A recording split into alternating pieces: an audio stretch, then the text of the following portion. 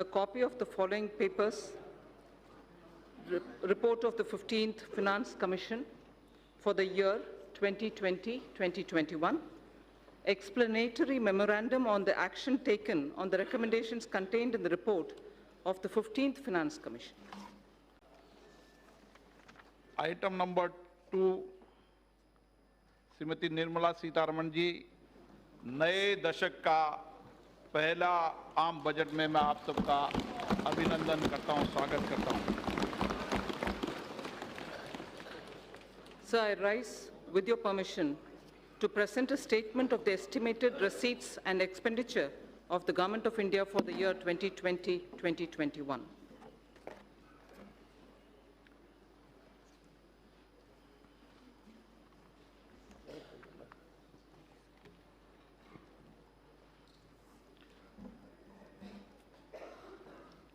दो हजार 2021 के लिए भारत सरकार के अनुवादित प्राप्तिये और वे विवरण प्रस्तुत करेंगी निर्मला सीतारमण जी।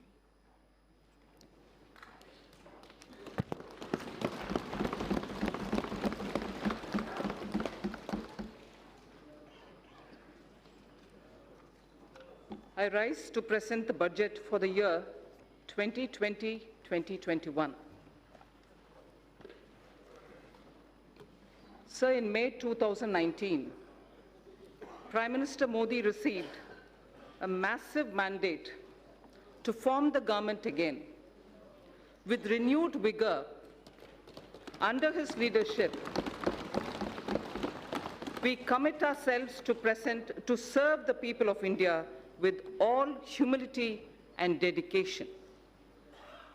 People of India have unequivocally given their Janadesh for not just political stability and also reposed faith in our economic policy.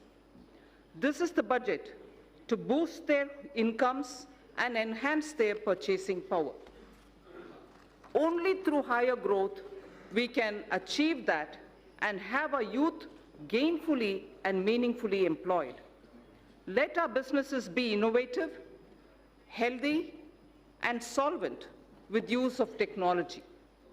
For today's youth, born at the turn of the century, for every member of the scheduled castes and scheduled tribes who seek a better life, for every woman wishing to stand up and get counted, for every individual from the minority sections of our society, this budget aims to give and have your aspirations and hopes addressed.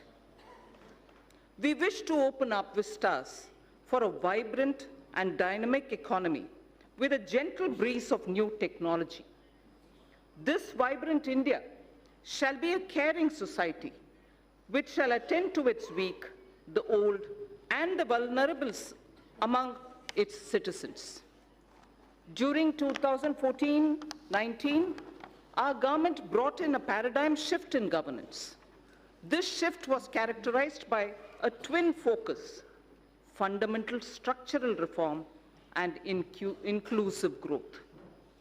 Fundamentals of the economy are strong, and that has ensured macroeconomic stability. Inflation has been well contained. Banks saw a thorough cleaning up of accumulated loans of the past decade, and then they were recapitalized. Companies were provided an exit through the IBC. Several steps on the formalization of the economy were taken up.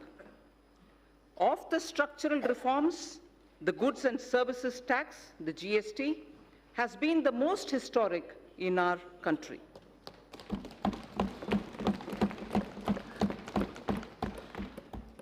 Its chief architect is not with us today. I pay homage to the visionary leader, late Sri Arun Jaitley. At the time of rollout of GST, he had said, and I quote, "India will be an India. It will be an India where the center and states will work harmoniously towards the common goal of shared prosperity. The unanimity of the constitutional amendment and the consent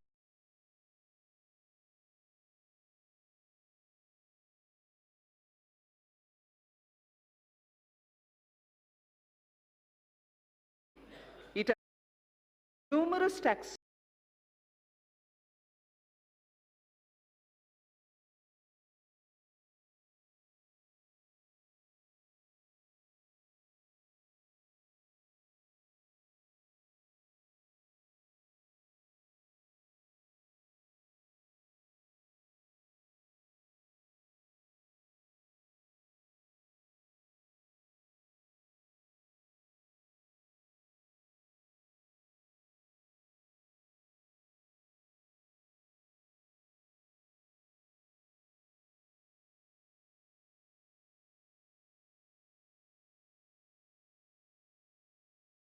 threshold and composition limit. The effective tax incidence on almost every commodity came down substantially. Through several rate reductions, an annual benefit of 1 lakh crore rupees has been extended to consumers. It amounts to 10% reduction in overall tax incidence. An average household now saves about 4% of its monthly spends on account of reduced GST rates. During this phase of maturing, GST did face certain challenges. This was natural, as transition was daunting. GST Council has been proactive in resolving issues during the transition. In the last 2 years, we have added more than 60 lakh new taxpayers. A total of about 40 crore returns were filed. 800 crore invoices were uploaded, and 105 crore e-way bills were generated. There has been extensive engagement with stakeholders. A simplified new return system is being introduced from 1st April 2020. A former Prime Minister had once voiced a concern that the fruits of the welfare schemes were not reaching the intended citizens. The common and deserving citizen was only receiving 15 paise of every rupee sent to him.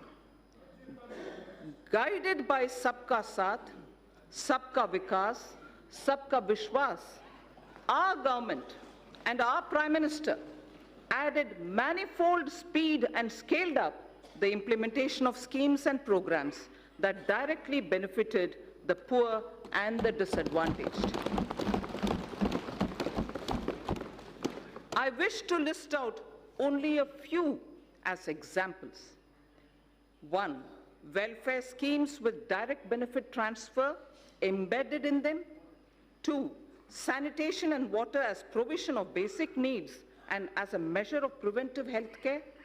3. Healthcare through Ayushman Bharat. Clean energy through Ujjwala and solar power. 4th. 5th. Financial inclusion, credit support, insurance protection to vulnerable sections and pension scheme. 6th, digital penetration with broadband and UPI. And finally, for all through PMAY, the Prime Minister Awas Yojana. The milestones achieved are unprecedented, globally recognized, and benchmarked against international indices. This strategy changed the established order of a few individuals, cornering most of the benefits, and was appreciated by the people. This had immensely positive outcomes. We have moved on from a growth rate of just over 4% in 1950s to 6% in 80s and in the 90s. However, during 2014 and 19, we clocked a growth of 7.4% on average, with inflation averaging around 4.5% itself. It is worthwhile to note that inflation was close to 9% in the last 2 decades of the last millennium and ranged 10.5% during 2009 and 14. Between 2006 and 16, India was able to raise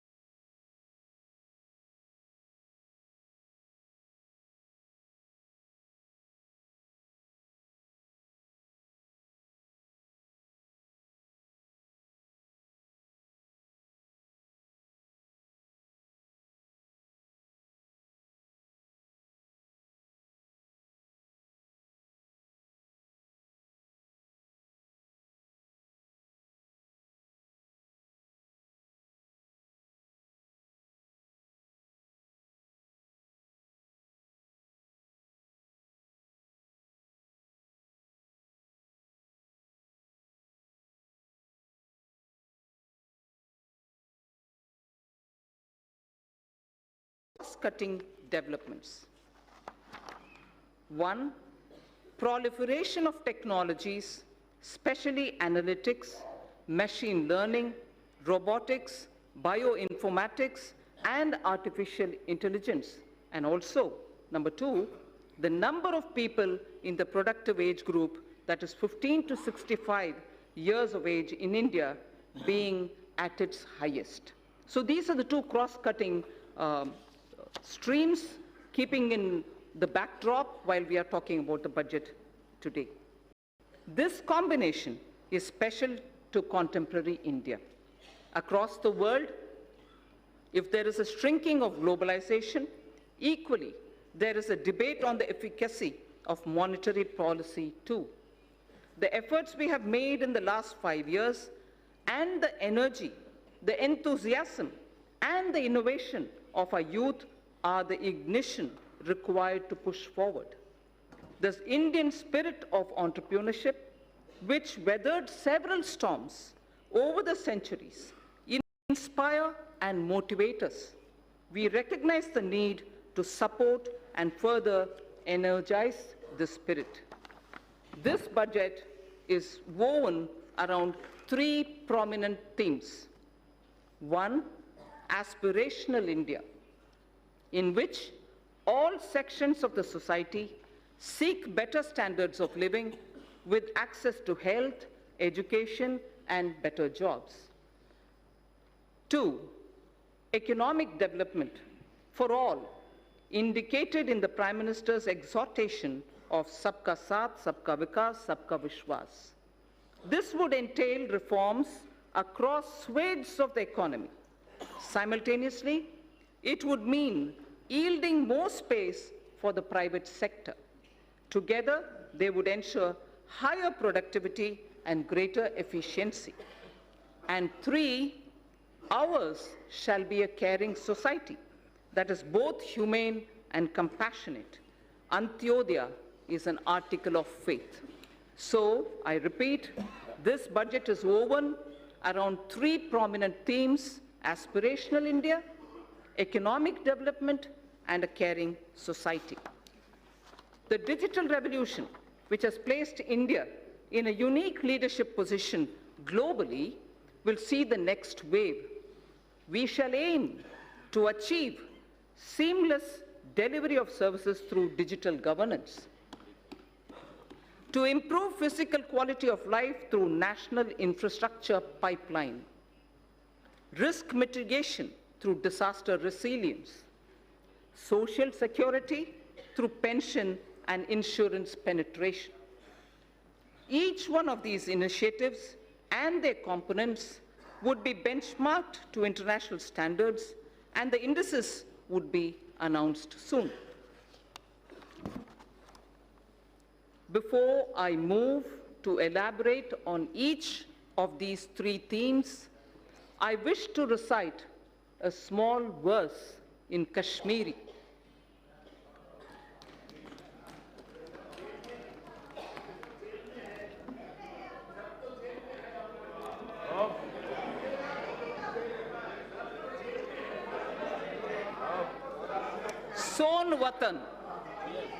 सोन वतन गुलजार शालीमार ह्यूं सोन वतन गुलजार शालीमार ह्यूं दल मंस फोलवून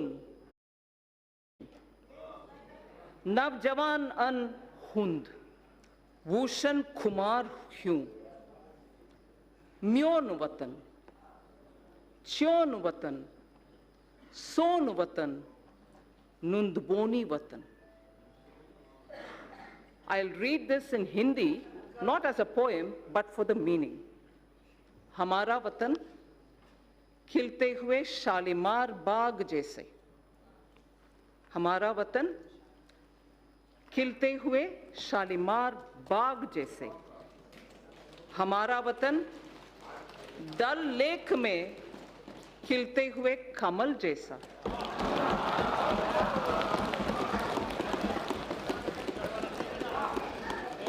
नवजवानों के गरम खून जैसा. नवजवानों के गरम खून जैसा. मेरा वतन, तेरा वतन, हमारा वतन, दुनिया का सबसे प्यारा वतन.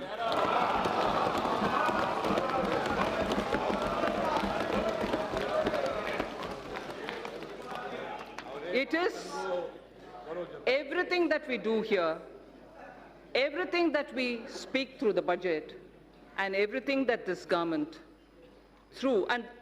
everything that this government does with the guidance and leadership of the Prime Minister is for this Pyara Vatan. This poem, I must mention, is a poem written by Pandit Dinanath Kaul, who's a Sahitya Academy awardee.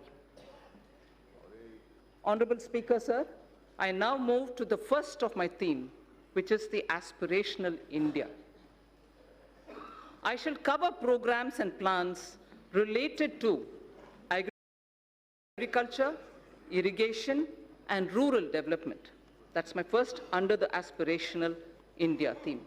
Second, wellness, water, and sanitation. That's a second under aspirational India. And the third is education and skills.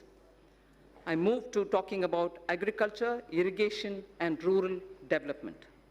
Our government is committed to the goal of doubling farmers' incomes by 2022.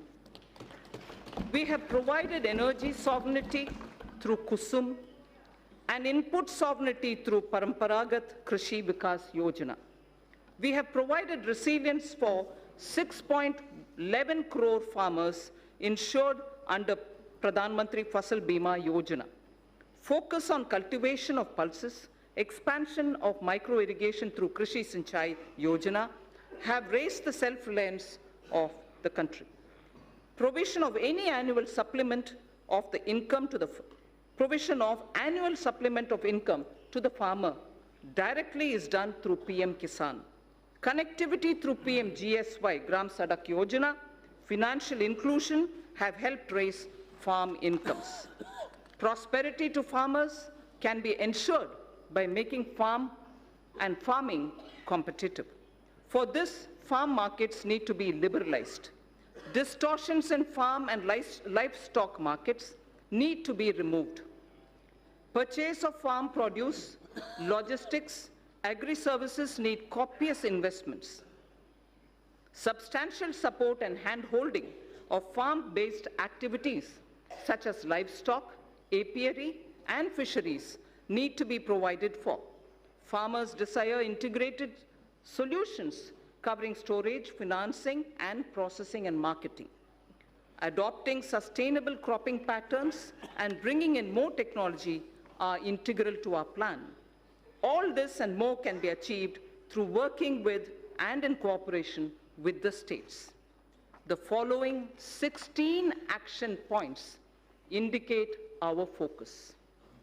We propose to encourage those state governments who undertake implementation of following model laws already issued by the central government.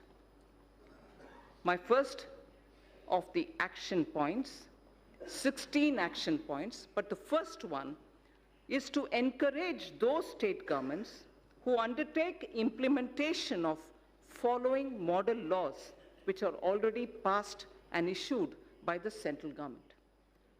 First, Model Agricultural Land Leasing Act of 2016. Model Agricultural Produce and Livestock Marketing Act of 2017. Model Agricultural Produce and Livestock Contract Farming and Services Promotion and Facilitation Act of 2018.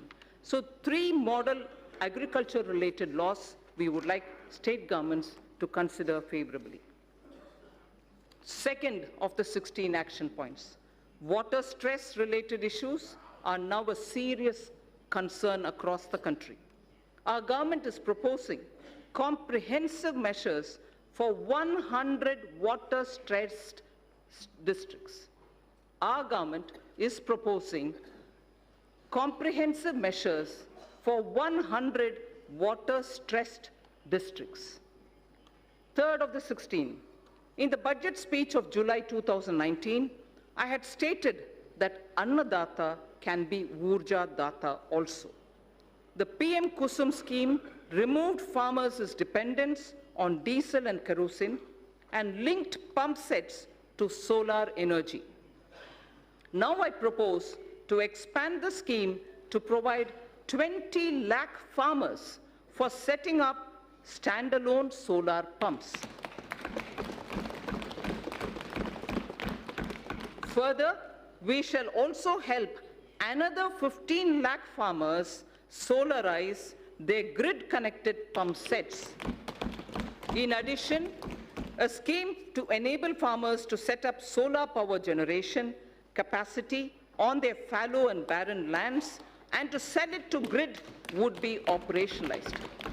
Speaker, sir, this is a major step forward in which we are saying that farmers, if they have fallow or barren lands, now will be helped to set up solar power generation units so that they can then sell that which is being generated, solar power, to the grid, and through the grid, having given the power, solar power from their barren land, they will be able to make a living out of their barren land also. Fourth of the 16, our government shall encourage balanced use of all kinds of fertilizers, including the traditional organic and other innovative fertilizers. This is a necessary step to change the prevailing incentive regime which encourages excessive use of chemical fertilizers. So this is an important point. I'd like to repeat it. This is a necessary step to change the prevailing incentive regime which encourages excessive use of chemical fertilizers. Honorable Speaker, sir, in Tamil Nadu, there was a very wise old woman saint poet who lived more than 3,000 years ago. And she had used every letter of the Tamil alphabet to teach children moral stories. Not stories, moral lines. Each line was only 3-worded ones. They were very simple ones.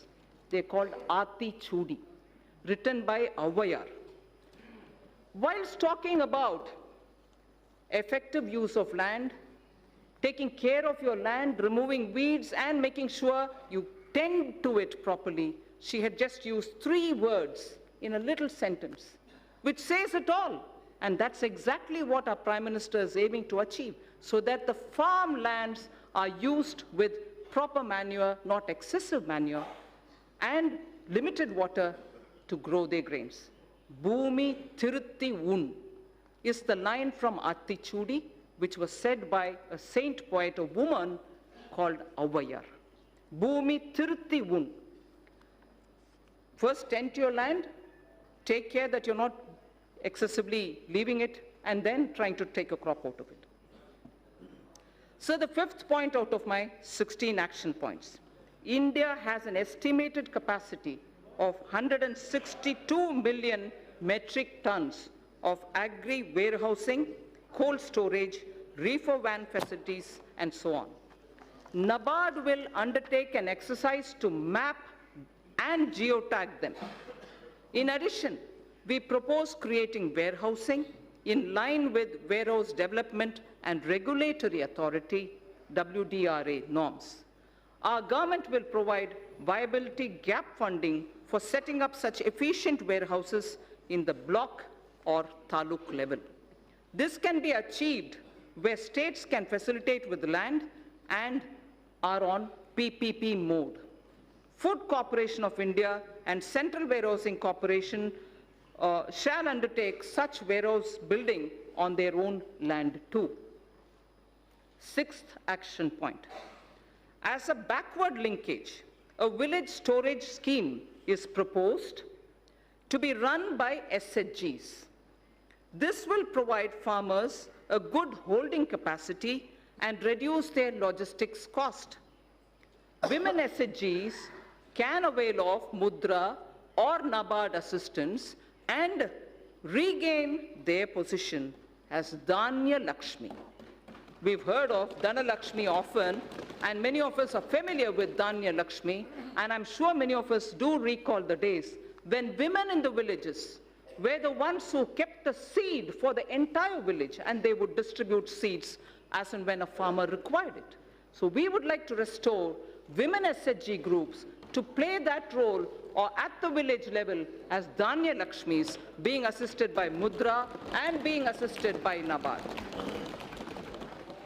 To build a seamless national cold supply chain for perishables, inclusive of milk, meat, and fish, the Indian Railways will set up a Kisan Rail through PPP arrangements.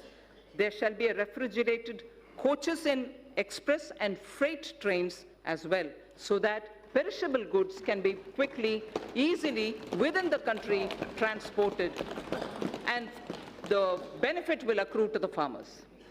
Krishi Udan will be launched by the Ministry of Civil Aviation, not just trains. Krishi Udan will be launched by the Ministry of Civil Aviation on international and national routes. This will immensely help improve value realization, especially in Northeast and in the tribal districts. Horticulture sector. So this is very important. Point number 9 of the 16th. Horticulture sector with its current produce. It's a very important point, sir. Horticulture sector with its current produce of 311 million metric ton exceeds the production of food grains. Horticulture exceeds the production of food grains. For better marketing and export, we propose supporting states which, adopting a cluster basis, will focus on one product, one district, so that a high focus is given at the district level for products in horticulture to really gain that momentum. 10th of the 16 action points. Integrated farming systems in rain-fed areas shall be expanded. Multi-tier cropping, beekeeping, solar pumps, solar energy production in non-cropping season will be added. Sir, I had mentioned in my July budget, zero budget natural farming. That shall also be included in our activities. The portal on Jaivik Kheti, online national organic products market, will also be strengthened.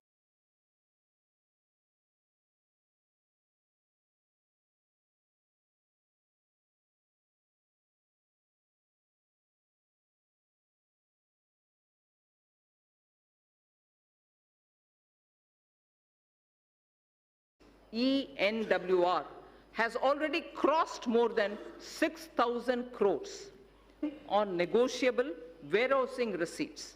This will be integrated with eNAM, National Agriculture Market, the electronics one. Point is, the 12th of the 16th, non-banking finance companies and cooperatives are active in the agriculture credit space. The NABARD refinance scheme will be further expanded.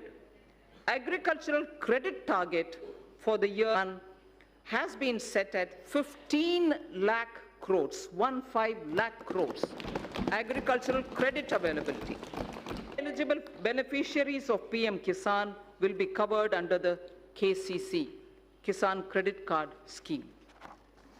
13th to 16th, foot and mouth disease, brucellosis in cattle, and also what is called the PPR in sheep, which is a French expression. Sorry for those who know French. I'll try to pronounce. Peste des petits ruminants. PPR in sheep and goat by 2025. So foot and mouth disease, brucellosis in cattle, and also PPR in sheep and goat by 2025 will be eliminated. Coverage of artificial insemination shall be increased from the present 30% to 70%. Manrega would be dovetailed to develop fodder farms.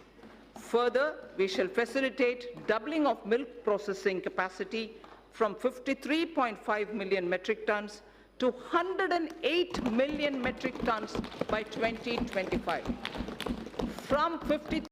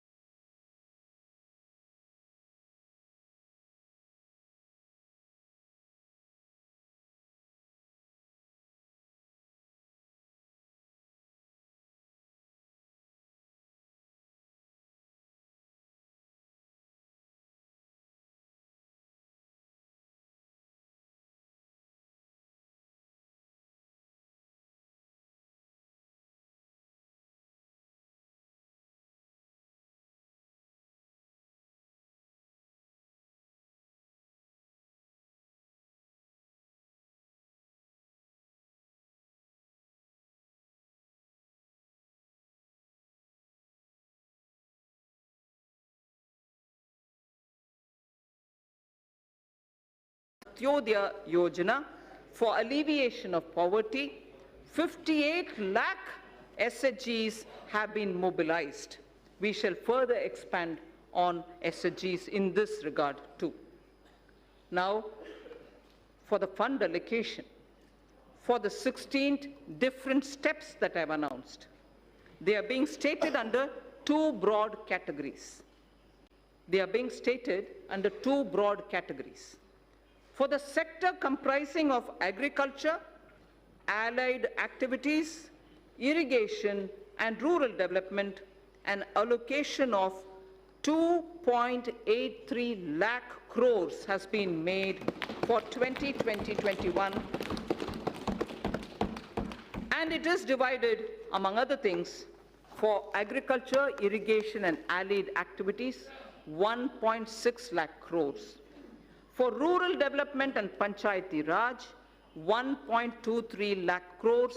Both put together, it is about 1.73 lakh, 2.8 lakh, 83 lakhs crores, 2.83 lakh crores. Wellness and water and sanitation is the second under Aspirational India. I said my three themes: Aspirational India, economic development, and caring society. Under each, I state 3 which contain specific programs. Aspirational India, already I've mentioned about the rural development and so on. Now I talk of wellness, water and sanitation. We have a holistic vision of healthcare that translates into wellness for citizens. Mission Indradhanush has been expanded to cover 12 such diseases, including 5 new vaccines. The movement is a vital part of fight against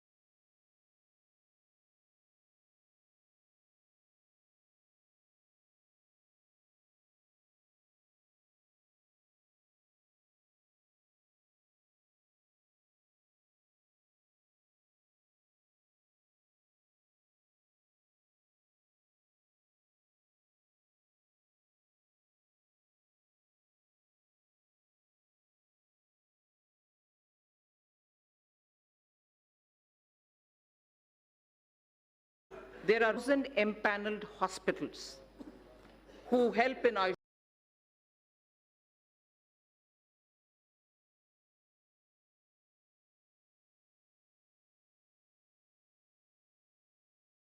Jan Arogya Yojana.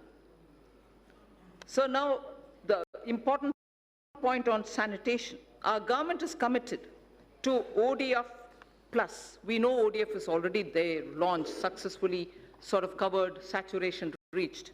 But our government is committed to ODF plus in order to sustain ODF behavior because it has a lot of impact. If behavioral patterns don't remain consistent, it can have a negative bearing. So our government is committed to ODF plus in order to sustain ODF behavior and to ensure that no one is left behind. Now, more needs to be done towards liquid and grey water management. Focus would also be on solid waste collection, source segregation, and processing. The total allocation for Swachh Bharat mission is about 12,300 crores for this year, 2020-21. Aiming to provide piped water supply to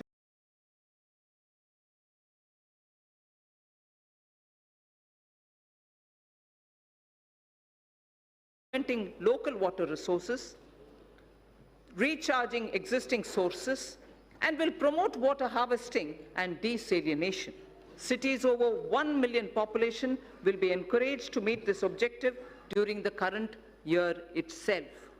During the year 2021, this scheme would be provided a budget exclusively of 11,500 crores.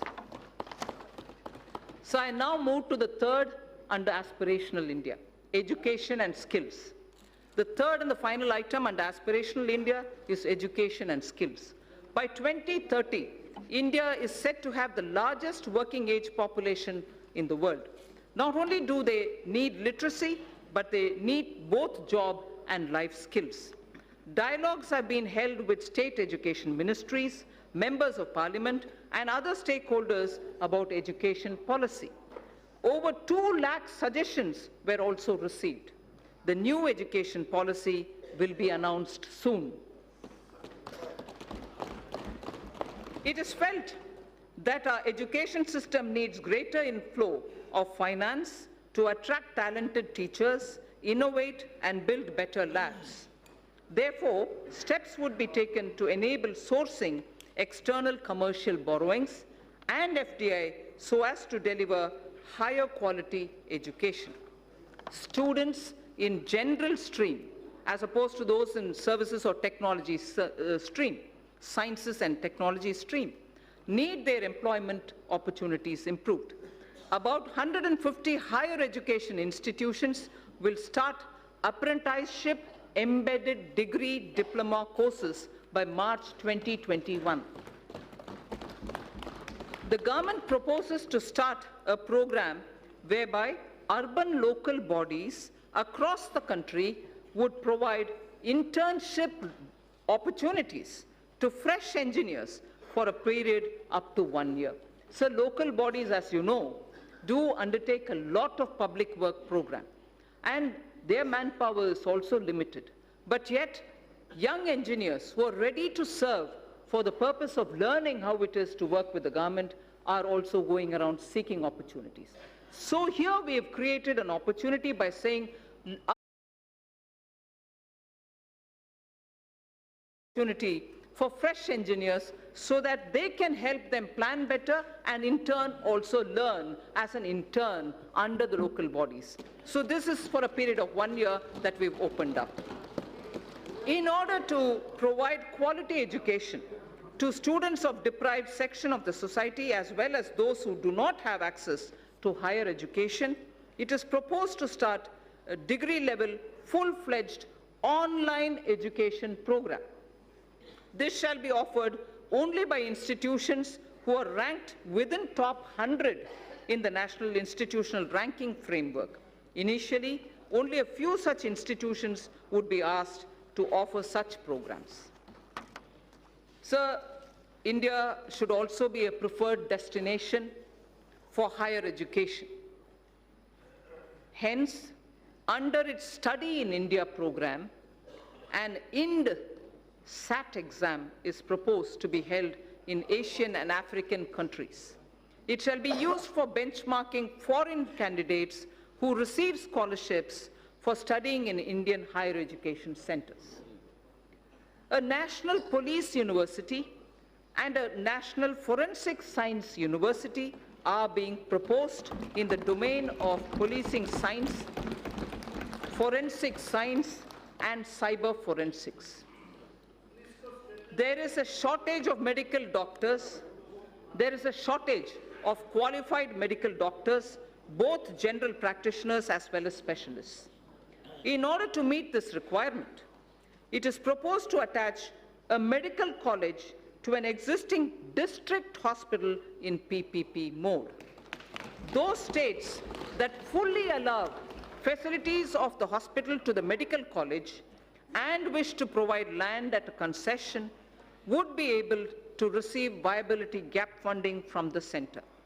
Details of the scheme would be worked out soon, so we aim to have at the district level, with hospitals which are being extended for medical college training and also for producing more doctors, viability gap funding will also be extended. So the National Board of Examination imparts PG medical qualification, diploma and fellow of National Board, DNB and FNB. The government will therefore encourage large hospitals with sufficient capacity to offer resident doctors the DNB and FNB courses under the National Board of Examinations. There exists a huge demand for teachers, nurses, paramedical staff, and caregivers all abroad. There exists a huge demand abroad for teachers, nurses, paramedical staff, and caregivers. However, their skill sets many a time do not match the employer's standards and therefore need to be improved. I propose that a special bridge course be designed by the Ministries of Health, Skill Development, together with professional bodies to bring in equivalence. Language requirements of various countries need also to be included. All these should be achieved through a special training package. Our government proposes to provide about 99,300 crores for education sector in 2021 and about 3,000 crores for skill development. So I move to the second theme, economic development. Aspirational India, economic development, and caring society. I'm now talking on economic development. And in economic development, industry, commerce, and investment are the ones which come first in our. So the most important thing as an introduction I'd like to say here, the guilds of Saraswati Sindhu civilization and the Harappan seals are remarkable. Saraswati Sindhu civilization is about 4,000 before the Common Era. They belong, the seals in particular, belong to 3,300 BCE, before the Common Era. Words from the Indus script, which are all hieroglyphs, have been deciphered. Words from those hieroglyphs have been deciphered. Interesting words which we need to know when we're talking about commerce and industry. Commerce and trade-related words show how India for a millennia has been a continuing civilization with rich so on. Sreni is a word found in the Harappan seals, which means guild. Seti is a word found in the Harappan seals, which means wholesale merchant. Seti was a wholesale merchant in the Sindhu civilization, Saraswati Sindhu civilization. Poddar is an assayer of metal into treasury. And also, India is a continuing maritime power in terms of commerce and industry. Takara Kholmi is using word which shows blacksmithery and also iron and tin smithery existed that time. So India's commerce, India's industry, India's trade in such materials which were all unique to India have existed and continues to exist over the millennia. So entrepreneurship has always been the strength of India. That's the point I wanted to explain. I'm sure many members already know it, and therefore they are a bit restless. Entrepreneurship has always been the strength of India. Even today, young men and women have given up greener pastures elsewhere to contribute to India's growth. They are risk-taking and come up with disruptive solutions to festering challenges. Equally, established old industries are resetting themselves in a changing global domestic situation. Global and domestic situation. We recognize the knowledge, skills, and risk-taking capacities and capabilities of our youth. He is no longer a job seeker. He is a creator of jobs.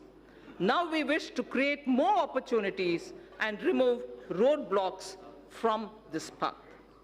I propose to set up an investment clearance cell that will provide end-to-end facilitation and support, including pre-investment advisory, information related to land banks, and facilitate clearances at the center and also in the state level.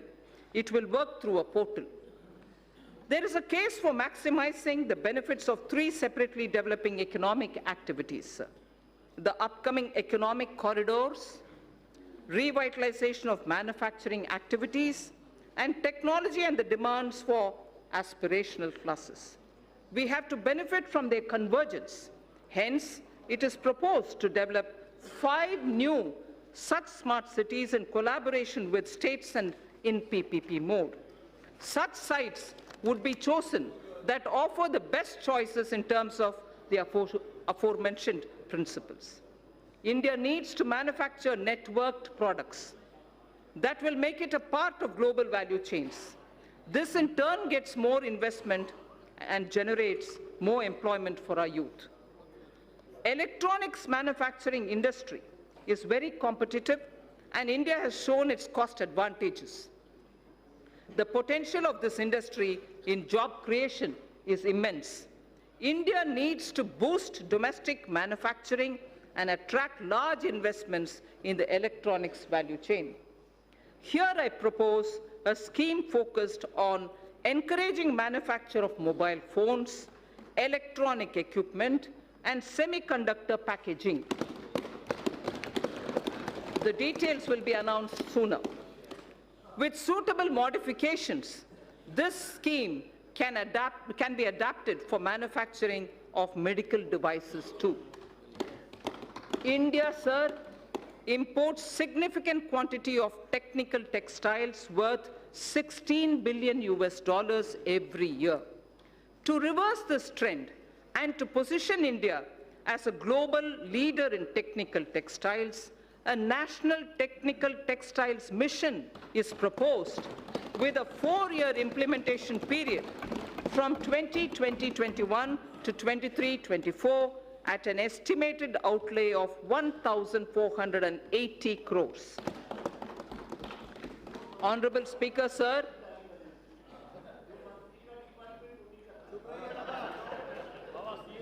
Honorable Speaker, sir, from the Red Fort, our Prime Minister spoke about quality and standards when he spoke of zero defect, zero effect manufacturing. In September last year, I had called for a time-bound adoption by industry of all necessary mandatory technical standards and their effective enforcement. All ministries during the course of this year would be issuing quality standard order. So to achieve higher export credit disbursement, a new scheme, NIRVIC, is being launched, which provides for higher insurance cover, reduction in premium for small exporters, and simplified procedure for claim settlements. It is proposed to digitally refund to exporters. That was NIRVIC. I'm coming to a different point now. It is proposed to digitally refund to exporters duties and taxes levied at the center, state, and local levels, such as electricity duties, VAT, the VAT, on fuel used for transportation, which are not getting exempted or refunded under any other existing mechanism. This scheme for reversion of duties and taxes on exported products will be launched from this year itself.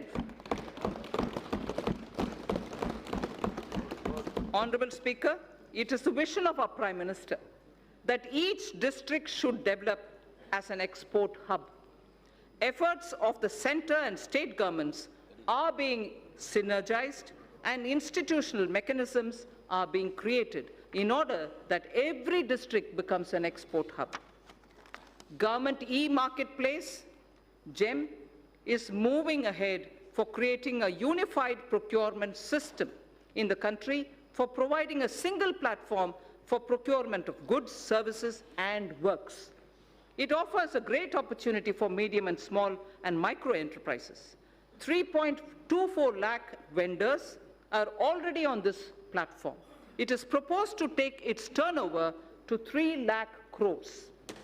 I propose to provide about 27,300 crores for development, and promotion of industry and commerce for the year 2020-2021.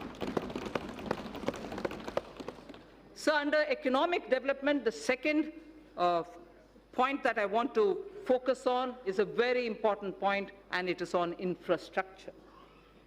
Honorable Speaker, in his Independence Day speech of 2019, the Prime Minister has highlighted that 100 lakh crores would be invested on infrastructure for the next 5 years. As a follow-up measure, I had launched the National Infrastructure Pipeline on 31st December 2019 of 103 lakh crore worth projects. It consists of more than 6,500 projects across sectors and are classified as per their size and stage of development.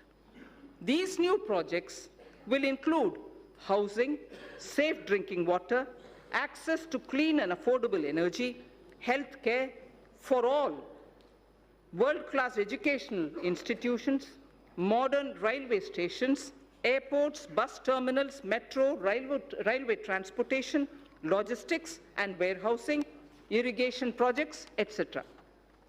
The National Infrastructure Pipeline envisions improving the ease of living for each and every individual citizen in the country. It will also bring in generic and sectoral reforms in development, operation and maintenance of these infrastructure projects. A huge employment opportunity exists for India's youth in construction, operation and maintenance of infrastructure. National Skill Development Agency will give special thrust to infrastructure-focused skills and their development opportunities. I propose to set up a project preparation facility for infrastructure projects. This program would actively involve young engineers, management graduates, and economists from our universities. It is also proposed to direct all infrastructure agencies of the government to involve youth power in startups. They will help in rolling out value-added services in quality public infrastructure for citizens. A national logistics policy will soon be released. Among other things, it will clarify the role of union government, state government, and also the key regulators. It will create a single window e-logistics market and focus on generation of employment, skills, and making MSMEs competitive. So also, accelerated development of highways will be undertaken. This will include development of 2,500 kilometer access control highways, 9,000 kilometers of economic corridors, 2,000 kilometers of coastal and land port roads, and 2,000 kilometers of strategic highways. The Delhi-Mumbai Expressway and 2 other packages would be completed by 2023. Chennai-Bengaluru Expressway would also be started. So the fast-track mechanism encourages us towards greater commercialization of our highways so that NHAI can raise more resources. I propose to monetize at least 12 lots of highway bundles of over 6,000 kilometers before 2024. In carrying out its duty, the Indian Railways performs a service to the nation. Within 100 days of assumption of this government, it has commissioned 550 Wi-Fi facilities in as many railway stations. It has eliminated unmanned level crossings and aims to achieve electrification of 27,000 kilometers of tracks. This will call, obviously, for optimization of costs. Railways has small operating surplus. About Indian Railways, there are 5 measures, among other things, that I wish to highlight. Setting up a large solar-powered capacity. Setting up a large solar power capacity alongside the rail tracks on the land owned by railways. A proposal is under consideration. 4 station redevelopment projects and operation of 150 passenger trains would be done through PPP mode. The process of inviting private participation is underway. More Tejas-type trains will connect iconic tourist destinations. High-speed train between Mumbai and Ahmedabad would be actively pursued. 148-kilometer Bengaluru suburban transport project at a cost of 18,600 crore would have fares on metro model. Central government would provide 20% of the equity, and it will also facilitate external assistance up to 60% of the project cost. Sir, our seaports need to be more efficient. Technology has to be used to improve performance. A governance framework keeping with global benchmarks needs to be put in place. This government would consider corporatizing at least one major port and subsequently its listing on the stock exchanges. Inland waterways received a boost. Inland waterways received a boost in the last 5 years. The Jal Vikas Marg on National Waterway 1 will be completed. Further, the 890-kilometer Dhubri-Sadiyar connectivity in Assam will be done by 2022. Honorable Speaker, sir, developing waterways has its impact on the ecosystem on both the banks of the river. Our Prime Minister has conceptualized Arth Ganga. Plans are afoot to energize economic activity along the river banks. Air traffic has been growing rapidly in the country as compared to global average. 100 more airports would be developed by 2024 to support the Udaan scheme. It is expected that the air fleet number shall go up from the present 600 to 1,200 during this time itself. I propose to provide 1.7 lakh crores for transport infrastructure in 2021. Sir, taking electricity to every household has been a major achievement of this government.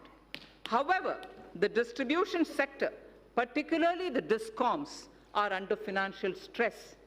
The ministry intends to promote smart metering. I urge all the states and union territories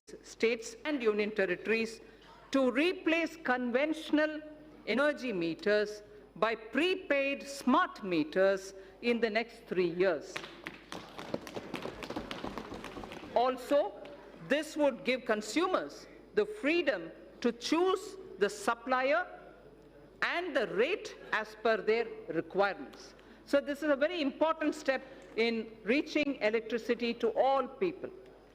This would give consumers the prepaid meters, the smart meters, would give consumers the freedom to choose the supplier and the rate as per their requirements. Further measure to reform DISCOMs would be taken. I propose to provide 22,000 crores to power and renewable energy sector for the year 2020-21. So now I come to oil and natural gas. In the upstream sector, oil and gas, the open acreage licensing policy, OALP, is a success, having awarded 1,37,000 square kilometers for exploration to private sector and to the CPSCs. City gas distribution rights are also awarded. Further, it is proposed to expand the national gas grid from the present 16,200 kilometers. At the moment, it is 16,200 kilometers only. We propose to expand it to reach 27,000 kilometers. To deepen the gas markets in India, further reforms will be undertaken to facilitate transparent price discovery and also ease of transactions. So I come to talking about the new economy now. The new economy is based on innovations that disrupt established business models. Artificial intelligence, Internet of Things, 3D printing, drones, DNA, data storage, quantum computing, etc., are all rewriting the world economic order. India has already embraced a new paradigm, such as the sharing economy with aggregator platforms, displacing conventional businesses. Government has harnessed new technologies to enable direct benefit transfers and financial inclusion on a scale like never before.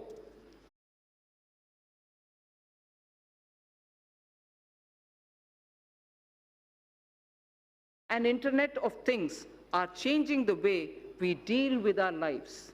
To take advantage of this, I propose to bring out soon a policy to enable private sector to build data center parks throughout the country. Building data center parks throughout the country. It will enable our firms to skillfully incorporate data in every step of their value chains. Our vision is that all public institutions at the Gram Panchayat level, such as Anganwadis, health and wellness centers, government schools, PDS outlets, post offices, and police stations will all be provided with digital connectivity.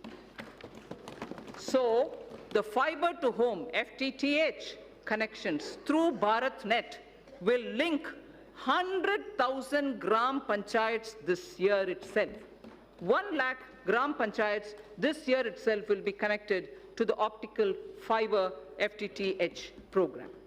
It is proposed, therefore, to provide 6,000 crores to BharatNet program 2020-21. We need to expand the base for knowledge-driven enterprises. Intellectual property creation and protection will play an important role. Several measures are proposed in this regard, which will benefit the startups. A digital platform would be promoted that would facilitate seamless application and capture IPRs. Also, in an institute of excellence, a center would be established that would work on the complexity and innovation in the field of intellectual property.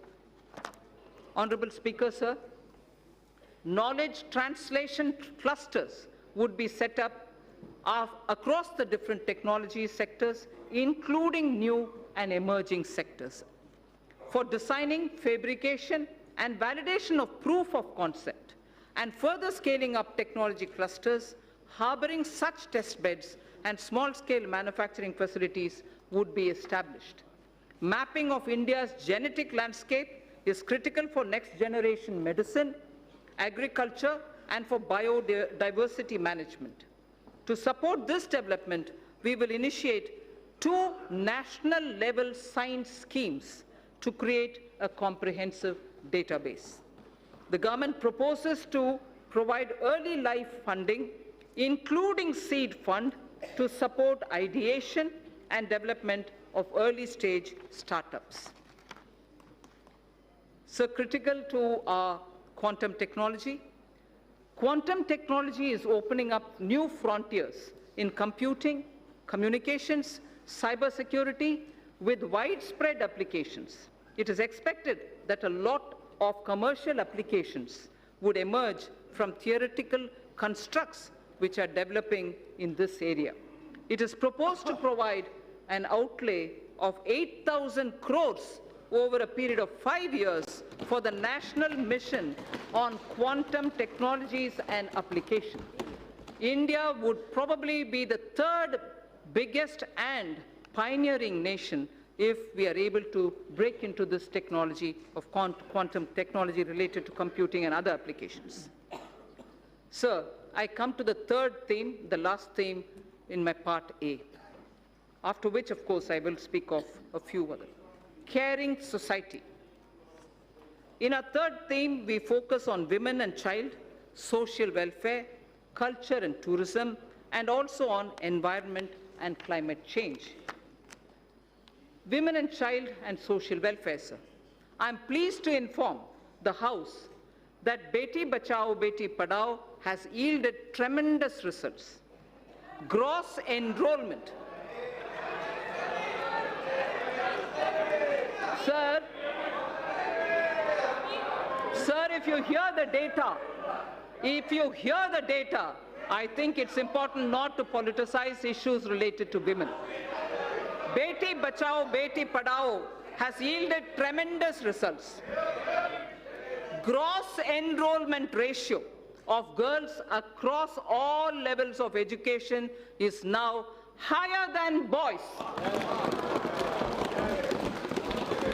At elementary level, it is 94.32% as against 89.28% for boys. At secondary level, it is 81.32% as compared to 78% for boys.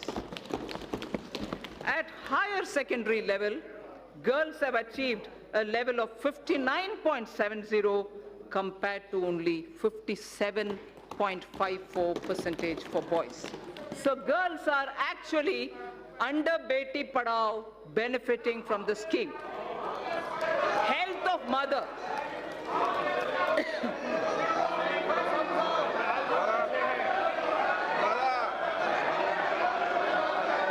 Sir, health of mother and child are correlated closely. Nutrition is the critical component of health.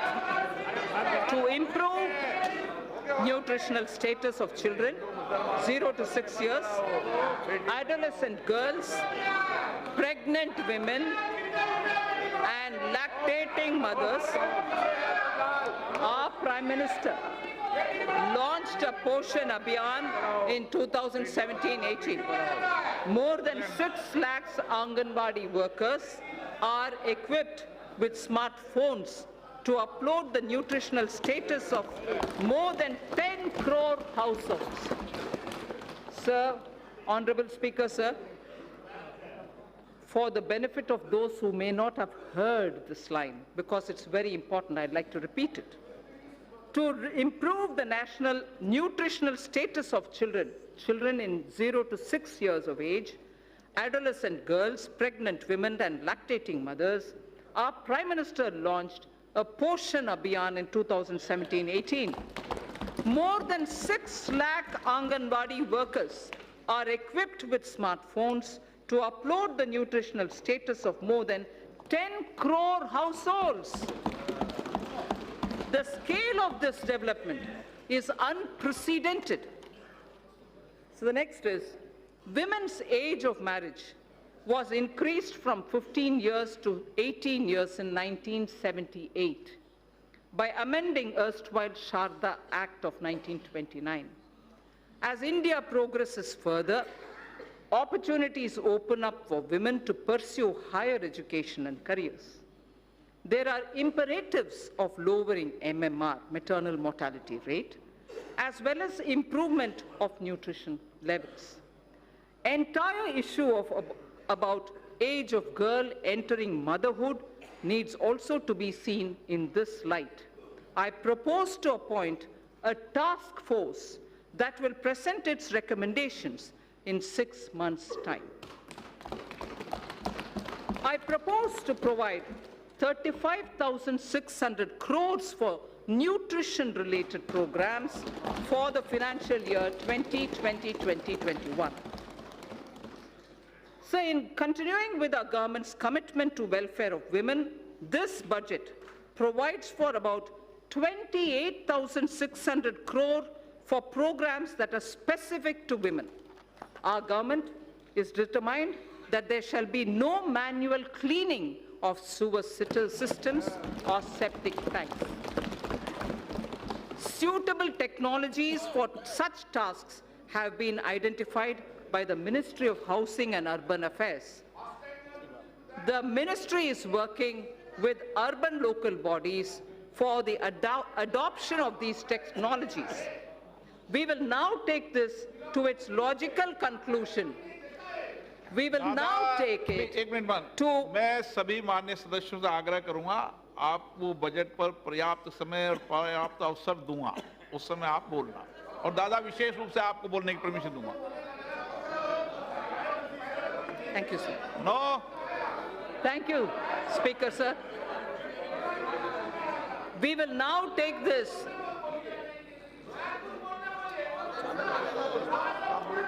We will now take this to its logical conclusion through legislative and institutional changes. Financial support for wider acceptance of such technologies will be provided.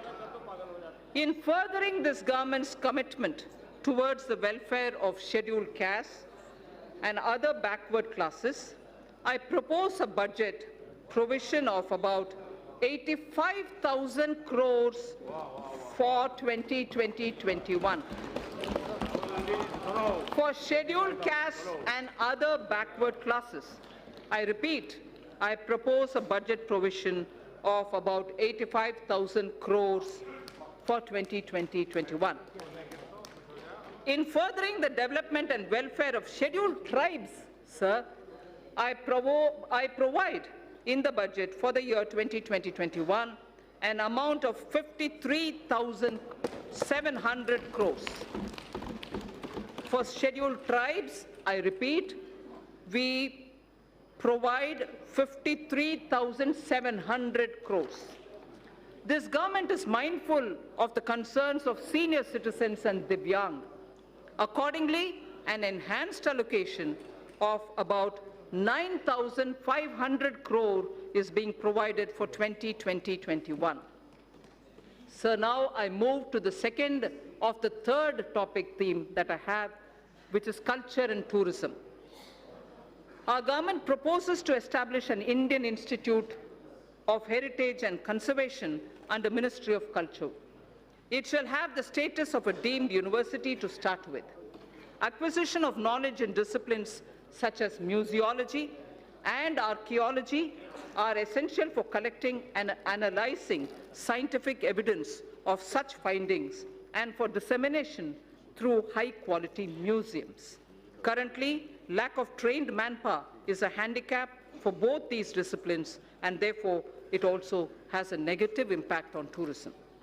5 archaeological sites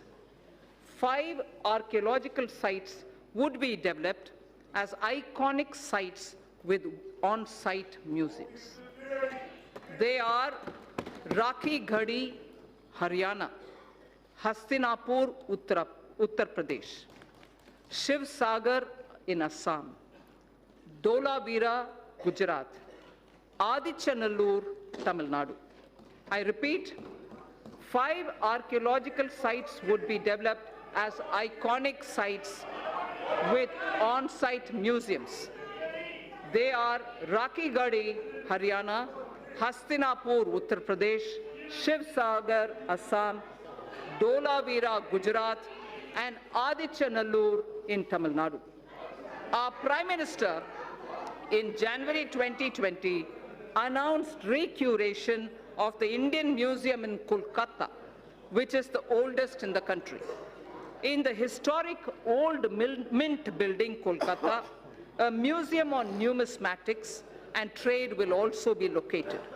4 more museums from across the country shall be taken up for renovation and recuration so that a world-class experience can be offered to our visitors. Our government shall also support setting up of a tribal museum in Ranchi, Jharkhand. So I spoke about the Sindhu-Saraswati civilization. A maritime museum would be set up at Lothal, the Harappan Age maritime site near Ahmedabad, by the Ministry of Shipping. I propose to provide 3,150 crore for Ministry of Culture for the year 2021. Sir, India has moved up from the rank 65 in 2014 to 34 in 2019 in the Travel and Tourism Competitive Index, the World Economic Index. Foreign exchange earnings grew 7.4% to 1.88 lakh crores for the period January to November 2019 from 1.75 lakh crores. From 1.75 lakh crores, it has gone up to 1.88 lakh crores. Growth of tourism directly relates to growth and employment. States have a critical role to play. I expect the state governments to develop a roadmap for certain identified destinations and formulate financial plans during 2021 against which specified grants will be made available to the states from the center in the year 2020-21. For purpose of tourism promotion, sir, I propose to allocate 2,500 crores for 2020-2021. So I now move to the third under this theme, environment and climate change. In September 2019, the Prime Minister has launched the Coalition for Disaster Resilient Infrastructure with its secretariat in Delhi. This global partnership is the second such initiative, international initiative, after the launch of, as members would recall, after the launch of International Solar Alliance. That was in 2015. This global partnership will help in addressing a number of sustainable development goals, as also the aims of Sendai framework. It will enhance climate change adaptation with a focus on disaster-resilient infrastructure. India submitted its nationally determined contribution under the Paris Agreement in 2015 on a best effort basis, keeping in mind the development imperative of our country. Its implementation effectively begins from 1st January 2021. Our commitments as action will be executed in various sectors. Honorable Speaker, sir, I interrupt here only to say this is a very important point because a lot of our commitments which have been given in the Paris Climate Change Conference on best effort basis will start kicking in from 1st January 2021. Our commitments as action will be executed in various sectors by the departments and ministries concerned through a normal budget process. They will do it through the normal budgeting process. There are, however, yet thermal power plants that are old and their carbon emission levels are very high. For such power plants, we propose that utilities running them would be advised to close them if their emission is above the preset norms. The land so vacated can be put to alternative uses.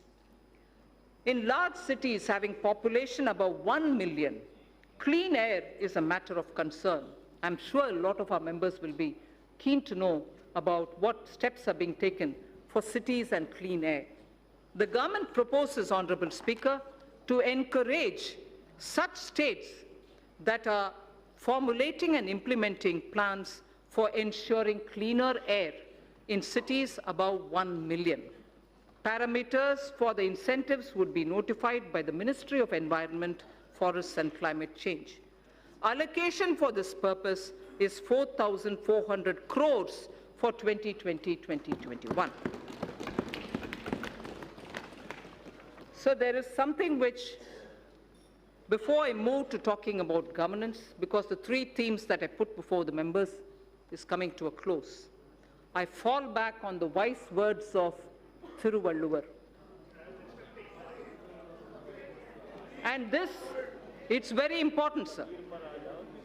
We have heard several words of wisdom from Thiruvalluvar. Thiruvalluvar has spoken about what a good country is. What a good country is actually got to be like. And what makes up for jewels of a good country. I first read it in Tamil, then I'll give you the meaning. Pini inmai, selvam, vilai inbam, ஏமம். பிணியின்மை, செல்வம், விளைவின்பம், ஏமம். அணி என்ப நாட்டின் பைந்து. அணி என்ப Nativ Vaindu. There are 5, what Thiruvalluvar says, which are jewels for a good country. The first is Pini in mind, meaning the country will have to be without epidemics or illnesses, major illnesses. The second, he says, it should be wealthy. It should have wealth. It should have wealth. Vilaivu. It should also have velachal. In the sense, from the fields, it should have good crop. It should have inbam. It should have happiness. It also should have aimam, which is security and safety of the country. Sir, the 5 jewels. 5 jewels. Pini in my, selvam, vilaivinbam, aimam, and inbam. Prime Minister Modi, Ayushman Bharat, Ayushman Bharat for health for all is Penny in mind. Selvam, wealth creators will be respected in this country. Wealth creators will be respected in this country. Selvam. Vilaichal, having good crop. Farmer PM Kisan, doubling of income, use of fertilizers and proper growth leads to surplus in horticulture, surplus in Tilhan, surplus now probably also in Dalhan. So the Prime Minister's program at health, at creating and giving respect for wealth creators and improving agricultural output and looking at ease of living, bringing happiness to people, and above all, the 5th, aimam, this country's national security. You have enough proof to say national security is the top priority of this government.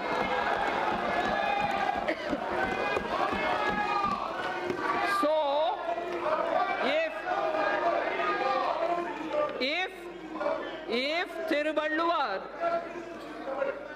Thiruvalluvar, आपको कुछ होना चाहिए, तमिल में पढ़ा है, बैठ जाइए. That's right, sir.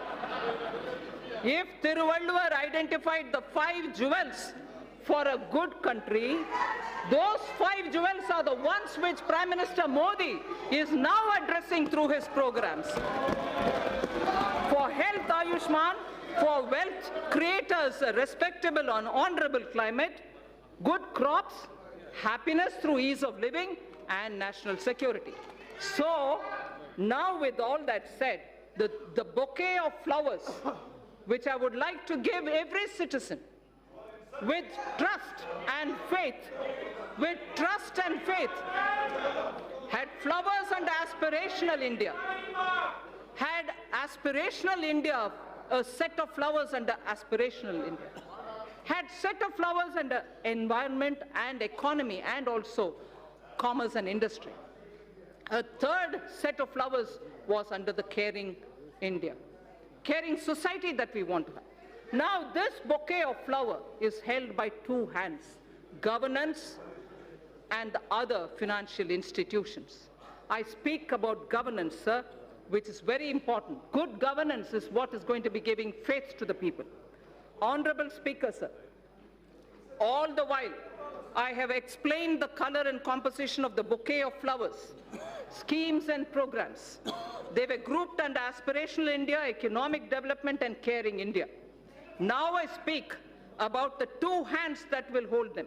One such a hand is governance, which is clean, corruption-free, policy-driven, and good in its intent. And most importantly, trusting in faith, trusting every citizen, the aspirational youth, the hard-working women.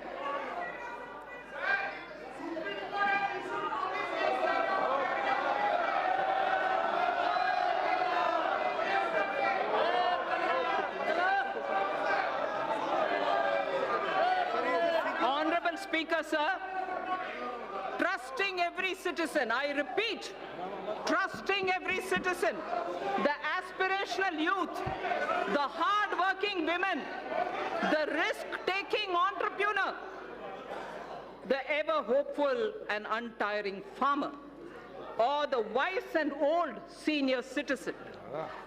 Many among them are taxpayers. Others may not be taxpayers now. Our Prime Minister has laid before us ease of living as a goal to be achieved on behalf of all citizens. An important aspect of both ease of living and ease of doing business is fairness, efficiency of tax administration. We wish to enshrine, this is important, Honorable Speaker. This is important, sir. Money being allocated to various programs is finance of this country. This is very important, sir. Businesses should have the confidence that things are being fair and the efficiency of the tax administration. We wish to enshrine in the statutes a taxpayer charter. Through this budget, a taxpayer's charter is getting institutionalized into the statutes. It's going to be enshrined as a part of our laws. That's building trust. A taxpayer's statutes will be a part of our, a taxpayer's charter will be a part of our statutes. Our government would like to reassure taxpayers that we remain committed to taking measures so that our citizens are free from harassment of any kind. We mean it, and we are willing to put it in the law. Tax harassment cannot be tolerated when we are talking about citizens and wealth collectors. There has been a debate about building into statutes criminal liability for acts that are civil in nature. This is important, sir. There has been a debate about building into statutes criminal liability for acts that are civil in nature. Hence, for Companies Act, certain amendments are proposed to be made that will correct this. Similarly, other laws would also be examined where such provisions exist, and attempts would be made to correct them also. The government intends to introduce major reforms in recruitment to non-gazetted posts in governments and public sector banks. At present, candidates have to appear for multiple examinations conducted by multiple agencies at different points of time for similar posts. This places enormous burden on time, effort, and cost for young people. To mitigate the hardship so faced, it is proposed to set up a national recruitment agency as an independent, professional, specialist organization for conduct of computer-based online common eligibility test for recruitment to non-gazetted posts. A test center in every district, particularly in the aspirational districts, would be set up. For speedy disposal of commercial and other disputes, government has constituted various tribunals and specialized bodies. It is proposed to evolve a robust mechanism for appointment, including direct recruitment to these bodies to attract best talents and professional experts. A stable and predictable business environment is a key objective of this government.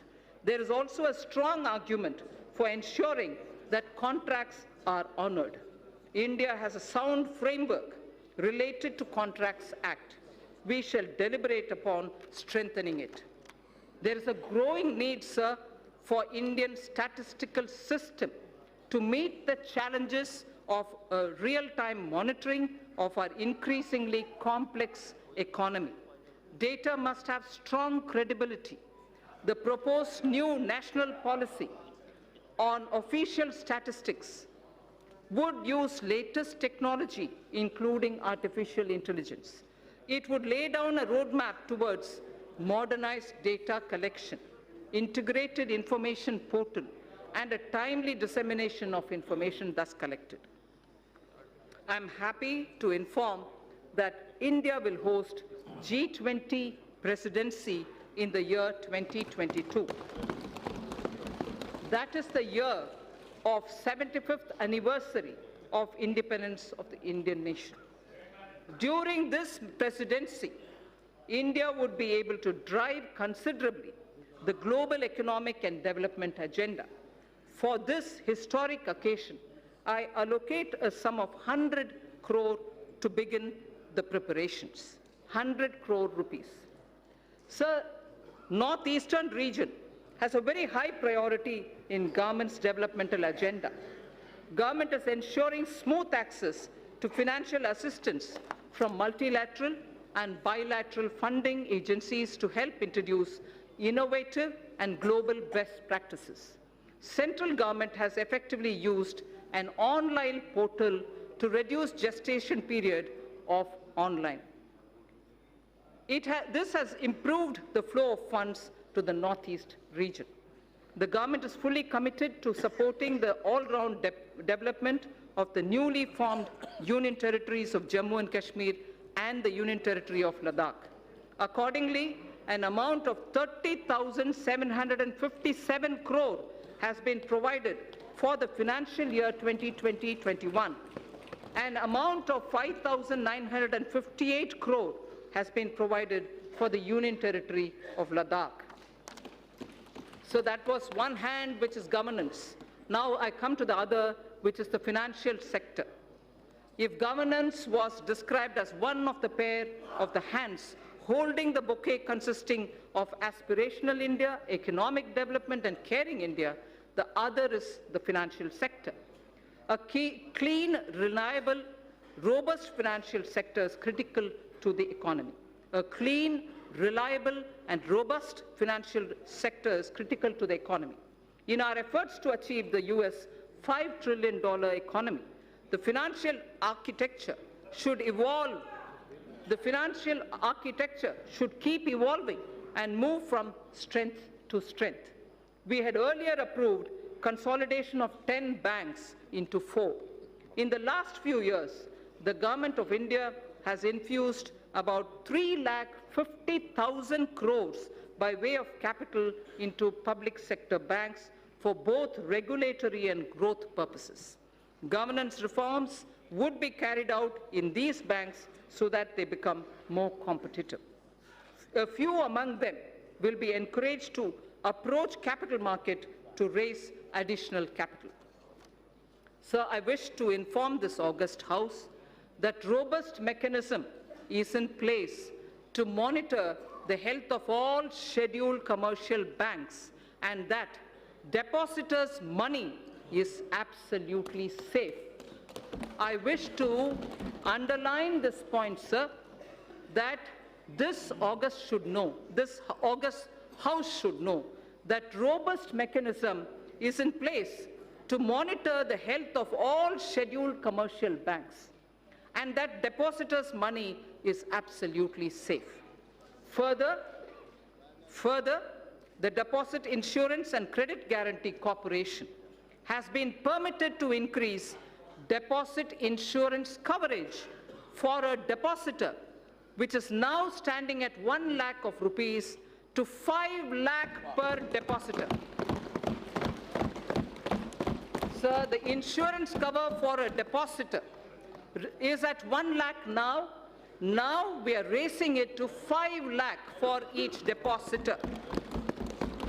Sir, to strengthen the cooperative banks, amendments to the Banking Regulation Act are proposed for increasing professionalism, enabling access to capital, and improving governance and oversight for sound banking through the RBI.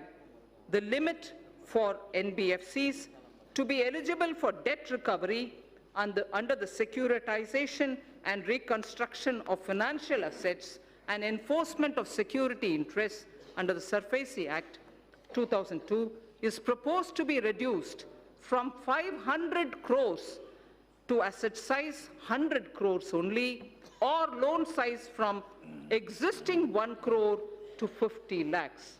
Therefore, we feel many of the small NBFCs which can come for debt recovery would be far easily done for smaller companies. In the last few years, the government has taken concrete steps to bring our banking system to be robust. However, there is a need for greater private capital. Accordingly, it is proposed to sell the balance holding of Government of India's IDBI Bank to private, retail and institutional investors through the stock exchange. There is a need, sir, to take further steps to bring in transparency and greater professionalism in public sector banks. The government will take appropriate measures towards this end. Sir, to help easy mobility while in jobs, we wish to infuse into the universal pension coverage with auto-enrollment. Also, we wish to place such mechanisms which can enable interoperability and provide safeguards for the accumulated corpus. Regulating role of PFRDAI, which is the pension regulatory body, requires strengthening. Necessary amendments would be carried out in Pension Fund Regulatory Development Authority of India Act that will also facilitate separation of NPS trust for government employees from the PFRDAI. This would also enable establishment of a pension trust by the employees other than from the government.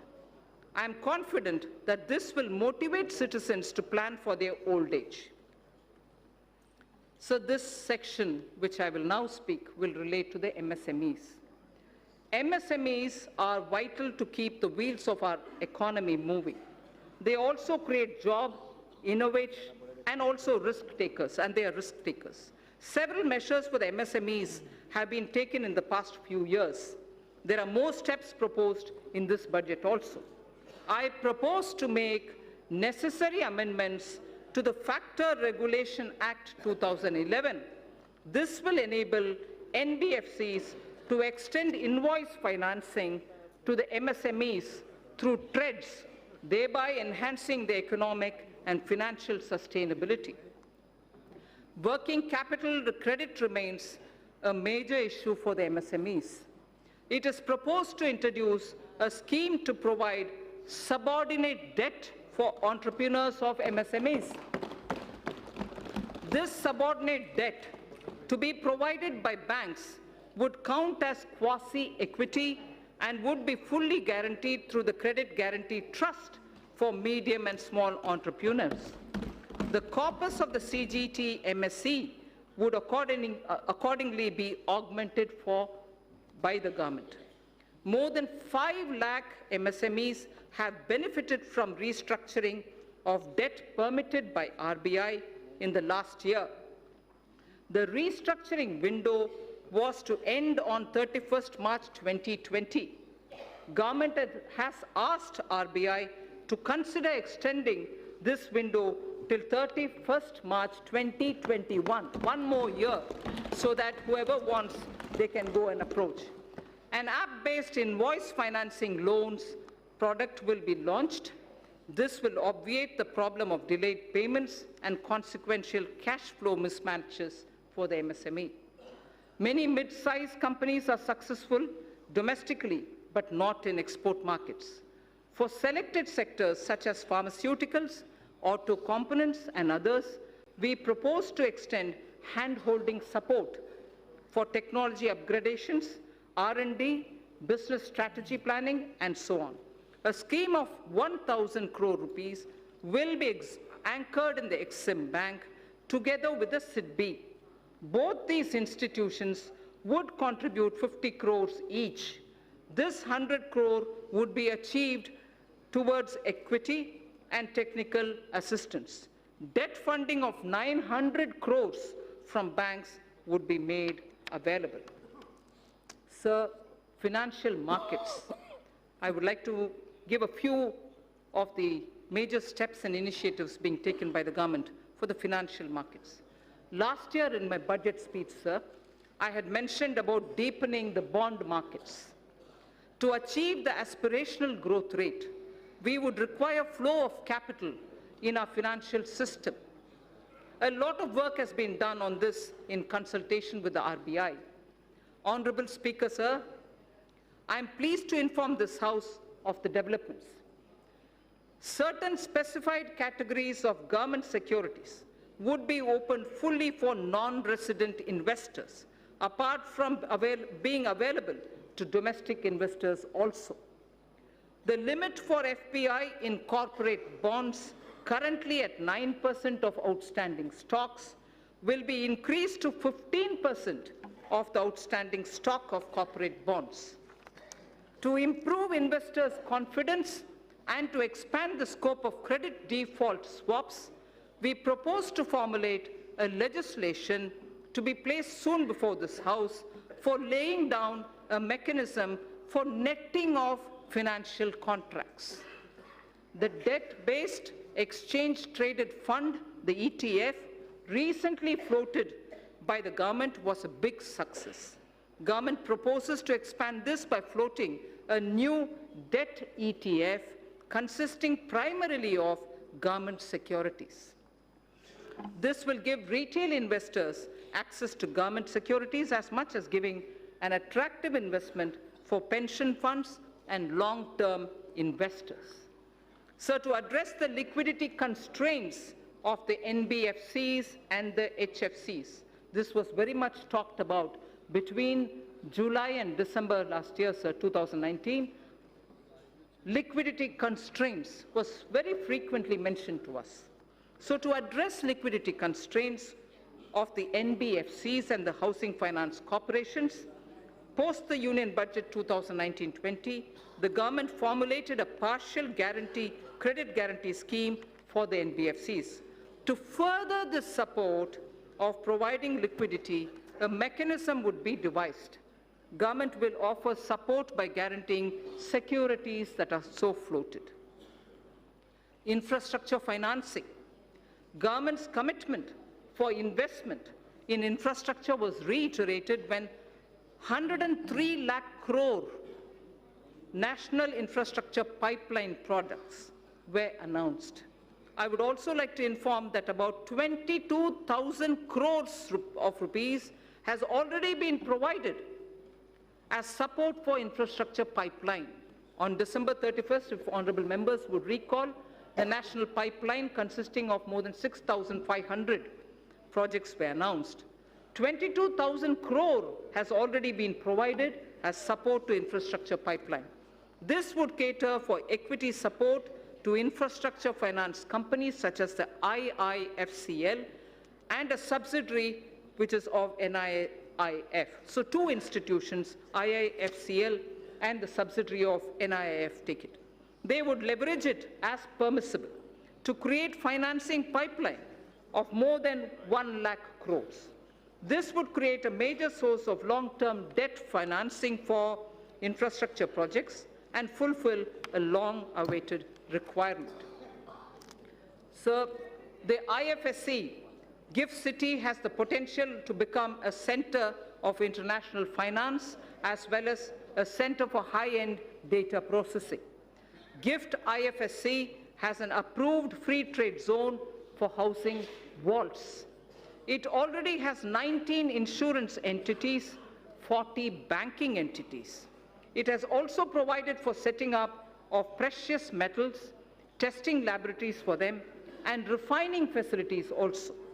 With the approval of the regulator, GIFT City would now set up an international bullion exchange in GIFT City IFSC as an additional option for trade by global market participants.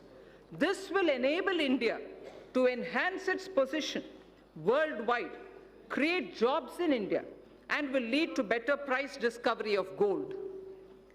Sir, in the recent years, there has been a surge in trading volumes of Indian rupee in the offshore financial centers. The government and the RBI has taken various measures to permit rupee derivatives to be traded in the International Financial Services Center at GIFT City, Gujarat. So just a very quick word on disinvestment. Listing of companies on stock exchanges brings discipline, and it disciplines the company and provides access to financial markets and unlocks its value.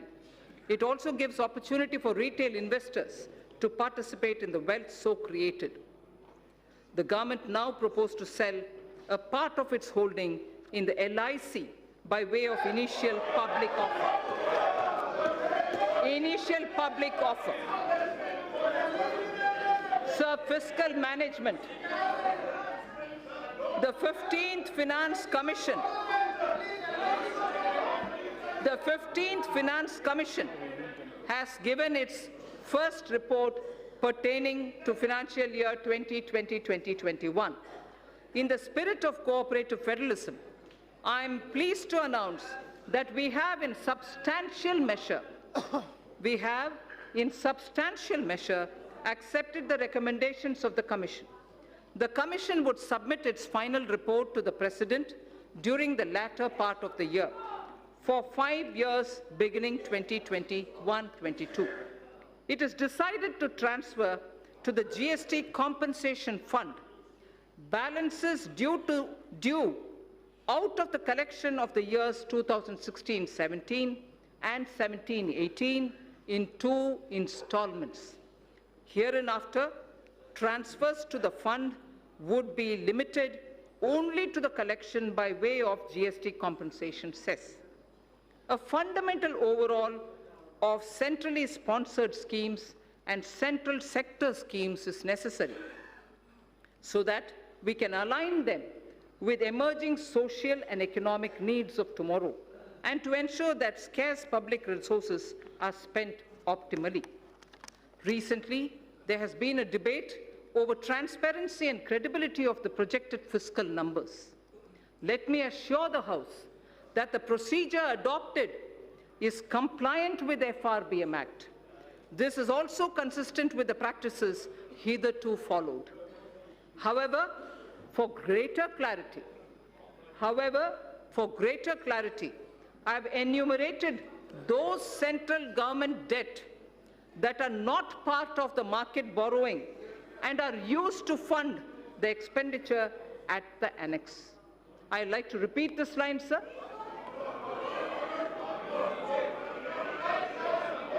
I'd like to repeat this line, sir. For greater clarity, I have enumerated those central government debts that are not part of market borrowing and are used to fund the expenditure at the annex. Servicing of interest and repayment of these debts,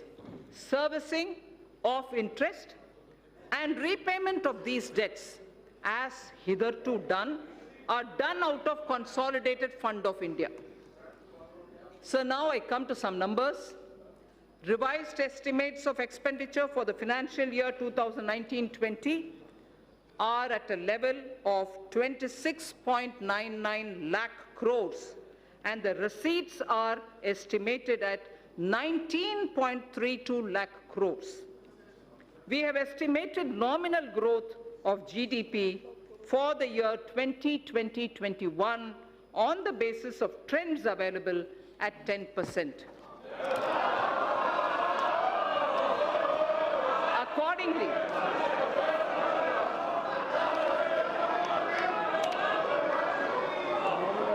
we have estimated, sir, let me finish, sir.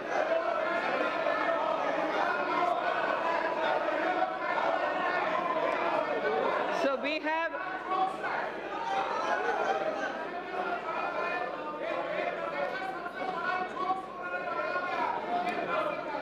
we have estimated the nominal growth. We have estimated the nominal growth of GDP for year 2020-21 on the basis of trends available at 10%. Accordingly, receipts for the year 2020-21 are estimated at 22.46 lakh crores. And keeping in mind commitment of the government towards various schemes and the need for improvement of the quality of life, level of expenditure has been kept at 30.42 lakh crores. Sir, during the year, Government has unfailingly worked towards keeping up capital expenditure. Actually, there is substantial enhancement. All the flagship schemes of the government have been fully provided for. Details may be seen in the annexes to the printed copy of my speech. Every budget must appropriately address the issue of fiscal deficit. Every budget must appropriately address the issue of fiscal deficit. Recently, government has undertaken very significant tax reforms for boosting investment. However, expected tax buoyancy will take time. We estimate a fiscal deficit of 3.8% in RE 2019-20 and 3.5% for BE 2020-2021. This estimation is consistent with the government's abiding commitment to macroeconomic stability, and it comprises of A, 3.3 for year 2019-20 and 3 for the 2020-2021 budget estimate, and B, Section 4(2) of the FRBM Act, which provides for a trigger mechanism for a deviation from the estimated fiscal deficit on account of structural reforms in the economy with unanticipated fiscal implications. Therefore, I have taken a deviation of 0.5% consistent with the Section 4(3) of the FRBM Act, both for RE 2019-20 and BE 2020-21. Accordingly, the return path is being laid before the Parliament as a part of the medium-term fiscal policy cum strategy statement. This fiscal path commits us to the path of fiscal consolidation without compromising the needs of investment out of public funds. Accordingly, net market borrowings for the year 2019-20 would be 4.99 lakh crore, and for the year 2020-21, it would be 5.36 lakh crores.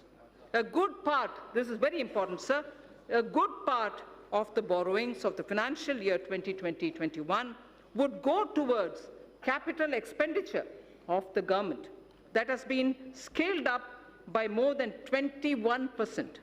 As I had previously mentioned, another about 22,000 crores have already been allocated for equity to fund certain specified infrastructure finance companies who would leverage it manifold and provide much needed long-term finance for infrastructure sector.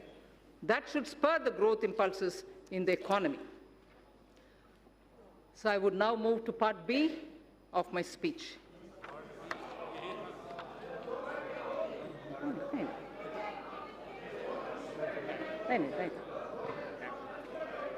Direct tax.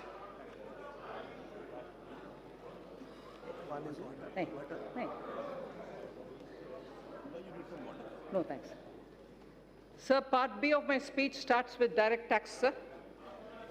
Honorable Speaker, sir, our government has spearheaded radical fiscal measures to ensure that Indian economy continues to tread the path of high growth. There are times when countries are competing with each other like never before to become the most attractive destination for doing business. Therefore, to make sure that India stays globally competitive and a favored destination for investment, we took a bold historic decision of reducing the corporate tax rate for new companies in the manufacturing sector to an unprecedented level of 15%. Similarly, for the existing companies, the rate has also been brought down to 22%, which is the lowest in the world now. This will enable companies to expand their businesses and make fresh investments in the coming future. Though we will have loss of substantial revenue due to these measures in the short run, I'm certain that our economy will reap huge returns on this score in due course. So one quick verse from Raghuvamsa, written by Kalidasa.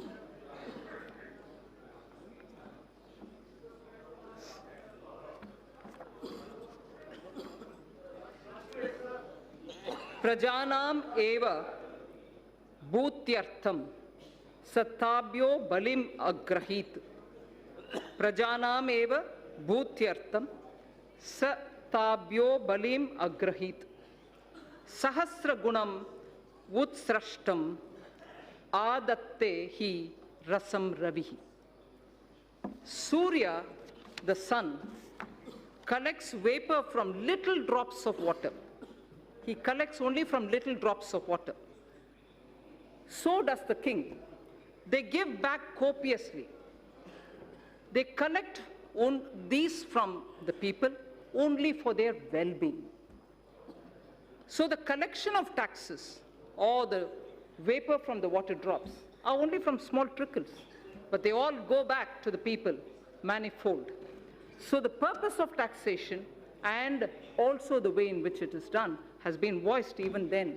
And this in Raghuvamsa refers to the Purvaja or the elders belonging to Ikshvaku dynasty, father of Ayodhyapati Rama, Dilipa, grandfather. It refers to Dilipa, the king.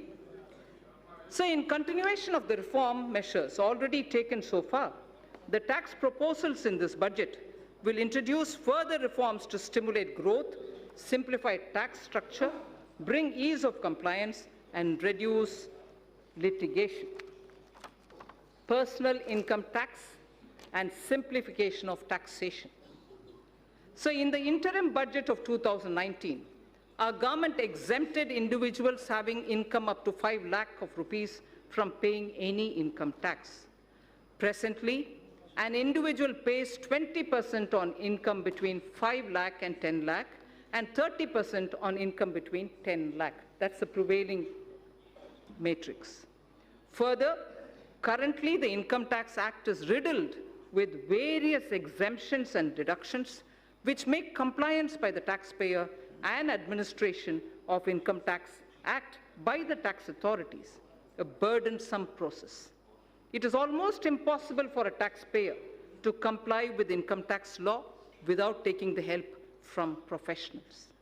In order to provide significant relief to the individual taxpayers and to simplify the income tax law, I propose to bring a new simplified personal income tax regime wherein income tax rates will be significantly reduced for the individual taxpayers who forego certain deductions and exemptions. Under the new regime, sir, an individual shall be required to pay tax at the reduced rate of 10% for income between 5 lakhs to 7.5 lakhs against the prevailing 20%. So anyone who's earning between 5 to 7.5 lakhs, sir, today pays 20%. We are now reducing it in the new regime, which is devoid of exemptions, to 10% only. So 20% comes down to 10%. Sir, the next example.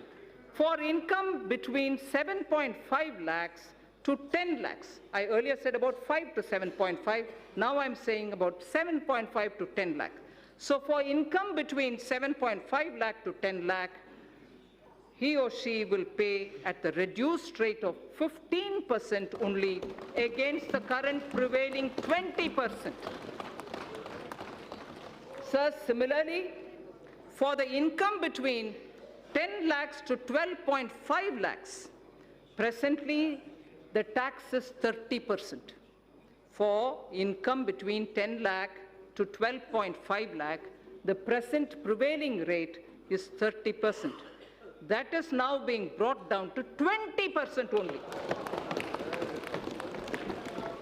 Sir, the income between, I spoke about 10 to 12.5 lakhs. Now, 12.5 lakhs to 15 lakhs will be taxed. At the moment, 12.5 to 15 lakhs is taxed at 30%.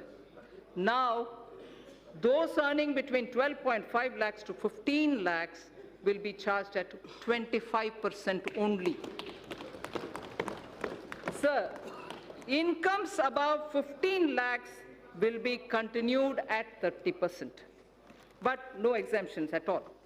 Those earning up to 5 lakhs shall not pay any tax either in the old regime or in the new regime.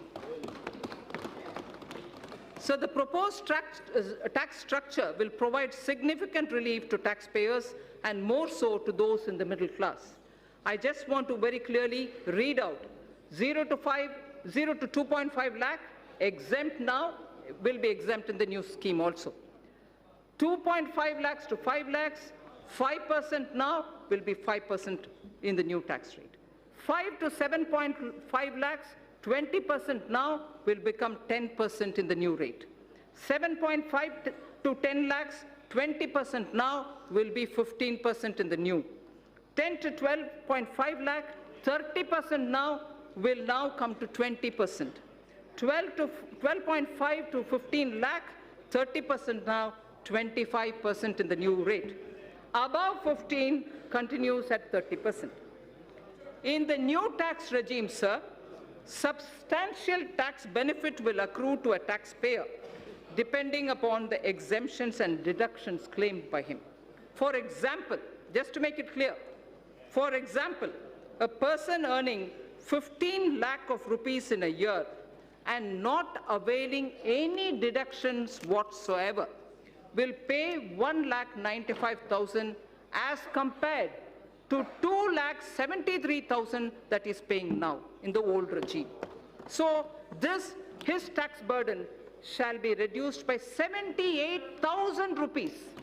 That will be the reduction in the tax that he has to otherwise pay. Then this is the example of somebody who earns 15 lakhs. He would still be a gainer. He would still be a gainer in the new regime even if he was taking deduction of 1.5 lakh under various sections of Chapter 6A of the Income Tax Act under the old regime. The new tax regime, sir, shall be optional for taxpayers, so there's no compulsion. Those who want to be in the old regime can continue to be in the old regime, in the old rates, in the whole sets of exemptions and deductions. But those who wish to come into the new are welcome to come into the new. An individual who is currently availing more deductions and exemptions under the Income Tax Act may choose to avail them and continue to pay the tax in the old regime. A new personal tax income tax rates will entail estimated revenue foregone of 40,000 crores per year. We have also initiated measures to pre-fill income tax return so that an individual who opts for the new regime would need no assistance from an expert to file his return and pay income tax. Sir, I will have to put this observation here. In order to simplify income tax system, I have reviewed all the exemptions and deductions which got incorporated in the income tax legislation over the past several decades. In fact, I have that list with me, sir, somewhere. I have reviewed all the exemptions and deductions which got incorporated in the income tax legislation over the past several decades.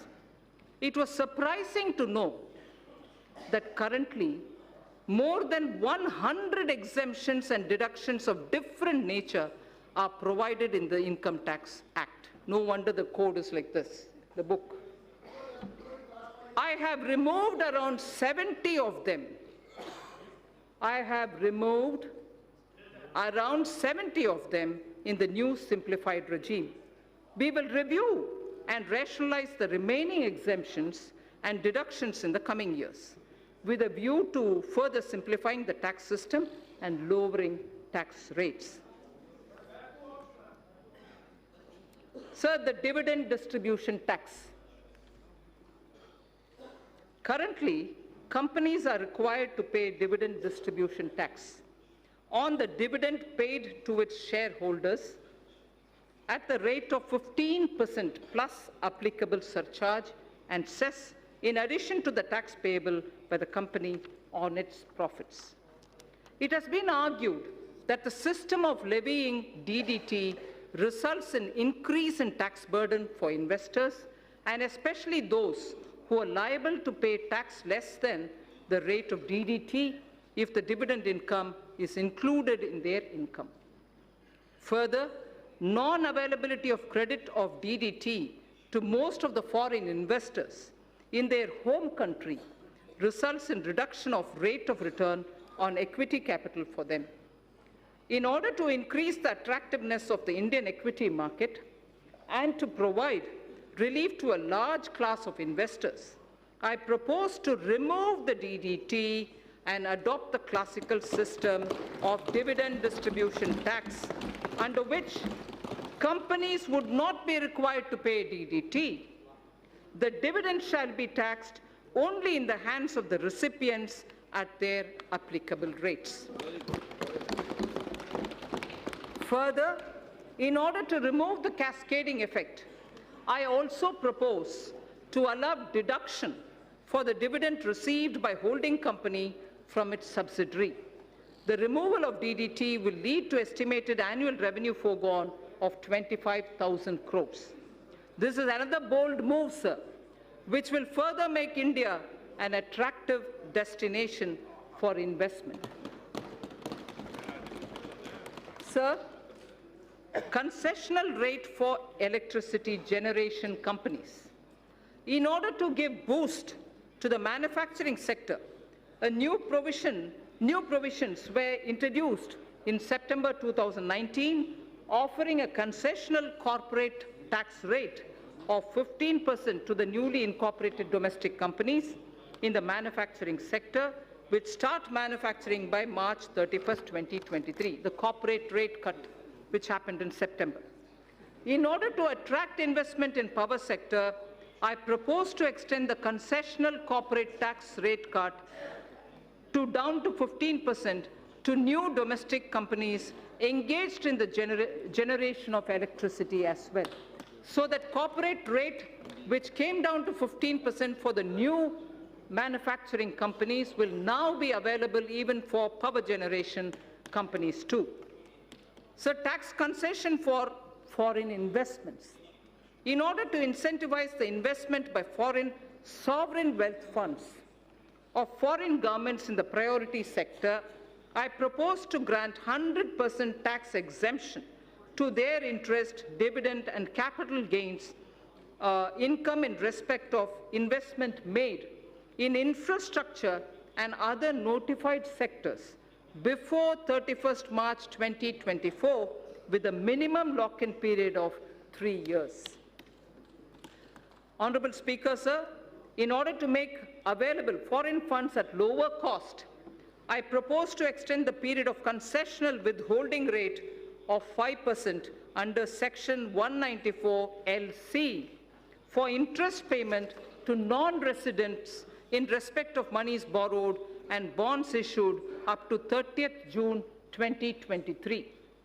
I also propose to extend the period up to 30th June 2023 for lower rate of withholding of 5% under Section 194 LD for interest payment to foreign portfolio investors and qualified foreign investors in respect of bonds issued by Indian companies and government securities. I further propose to extend the concessional rate of withholding of 5% under Section 194 LD to the interest payment made on the municipal bonds. In order to incentivize listing of bonds at IFSC exchange, I propose to further reduce the withholding rate from 5% to 4% on interest payment on the bonds listed on its exchanges. Startups. Startups have emerged as an engine of growth for our economy. Over the past year, our government has taken several measures to handhold them and support their growth. During their formative years, startups generally use employee stock option plan, the ESOP, to attract and retain highly talented employees. ESOP is a significant component of compensation for these employees. Currently, ESOPs are taxable as perquisites at the time of exercise. This leads to cash flow problem for the employees who do not sell the shares immediately and continue to hold the same for long term.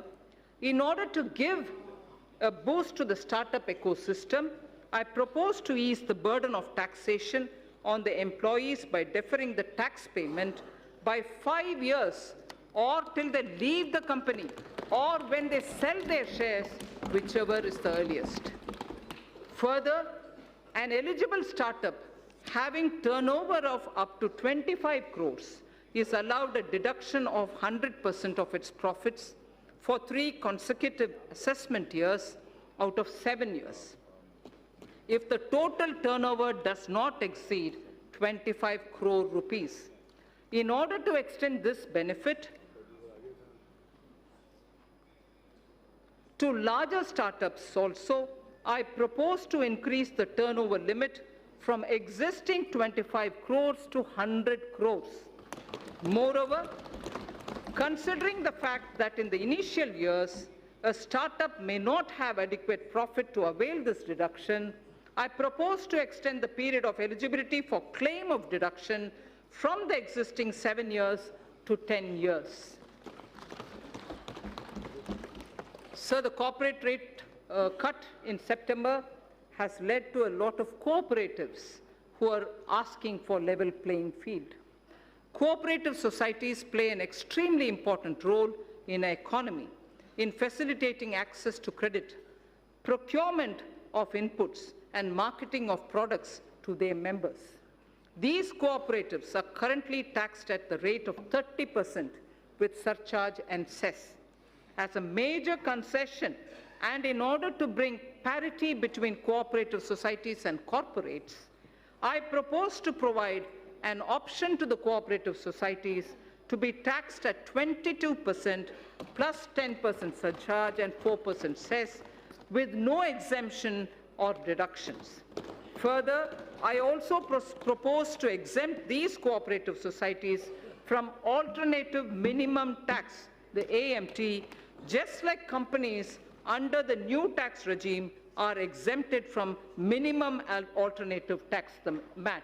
MAT for corporate tax, corporates were removed, and similarly now AMT for the cooperatives is also being moved. Medium and small and micro enterprises, the MSMEs. Currently, businesses having turnover of more than 1 crore rupees are required to get their books of accounts audited by an accountant. In order to reduce the compliance burden on small retailers, traders, shopkeepers who comprise the MSME sector,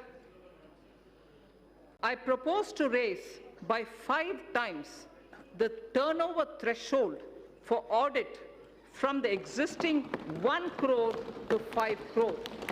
So up to 5 crore, there wouldn't be a requirement for auditing of their accounts. Further, in order to boost less cash economy, I propose that the increased limit shall apply only to those businesses which carry out less than 5% of their businesses and business transactions in cash. So we wish to move to greater digitization. Affordable housing. For realization of the goal of housing for all and affordable housing, in the last budget, I had announced an additional deduction of up to 1,50,000 rupees for interest paid on loans taken for the purchase of an affordable house.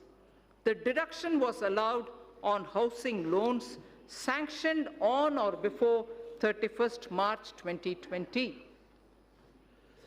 In order to ensure that more persons avail this benefit and to further incentivize the affordable housing, I propose to extend the date of loan sanction for availing this additional deduction by 1 more year.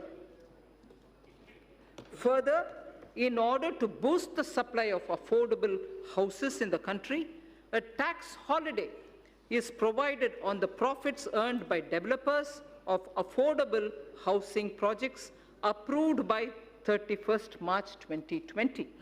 In order to promote the affordable housing projects, I propose to extend the date of approval of affordable housing projects for availing the tax holiday by 1 more year again. I propose to extend the date of approval of affordable housing projects for availing this tax holiday by 1 more year. Sir, next is the concession to real estate transactions. Currently, while taxing income from capital gains, business profits, and other sources in respect of transactions in real estate, if the consideration value is less than the circle rate by more than 5%, the difference is counted as income both in the hands of the purchaser and the seller.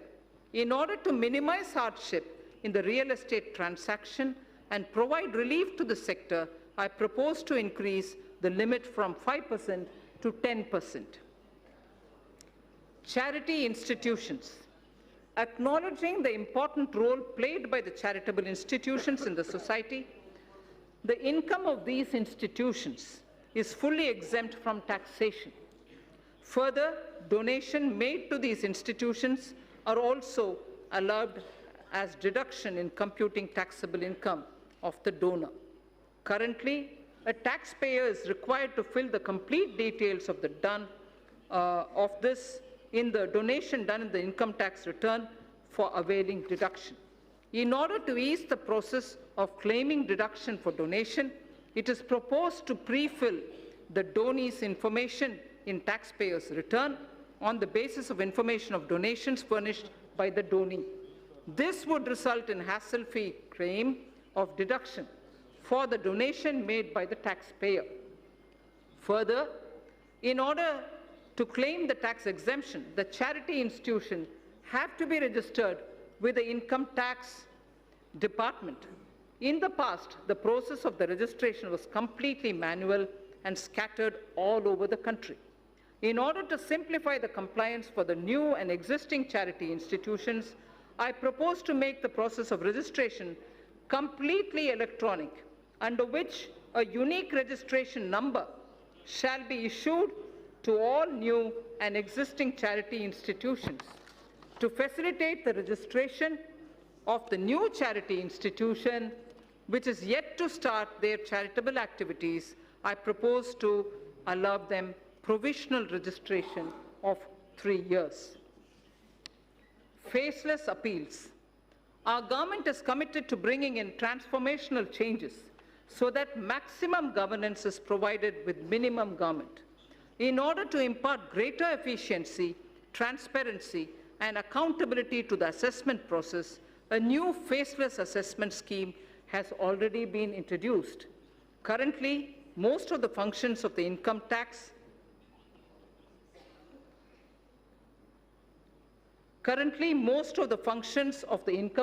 department, starting from the filing of return, processing of returns, issuance of refunds, and assessment, are performed in the electronic mode without any human interface. In order to take the reforms initiated by the department to the next level and to eliminate human interface, I propose to amend the Income Tax Act so as to enable faceless appeal on the lines of faceless assessment. So faceless assessment was done, now faceless appeals will also be possible. Sir, Honorable Speaker, Vivad se Vishwas scheme. Vivad se Vishwas scheme. No dispute, but only trust scheme. If I can say it in English, no dispute, but trust scheme. Vivad se Vishwas scheme. Sir, in the past, our government has taken several measures to reduce tax litigations. In the last budget, Sabka Vishwas scheme was brought in to reduce litigation in indirect taxes. It resulted in settling over 1,89,000 cases. Currently, there are 4,83,000 direct tax cases. 4,83,000 direct tax cases pending in various appellate forums, Commissioner of Appeals, Income Tax Appellate Tribunal, High Court, Supreme Court, and so on. This year, I propose to bring a scheme similar to the indirect tax Sabka Vishwas scheme for reducing the litigation even in the direct taxes. Under the proposed Vivad se Vishwas scheme, a taxpayer would be required to pay only the amount of disputed tax and will get complete waiver of interest and penalty provided he pays by 31st March 2020. Those who avail this scheme after 31st March 2020 will have to pay some additional amount, but even then they can come in.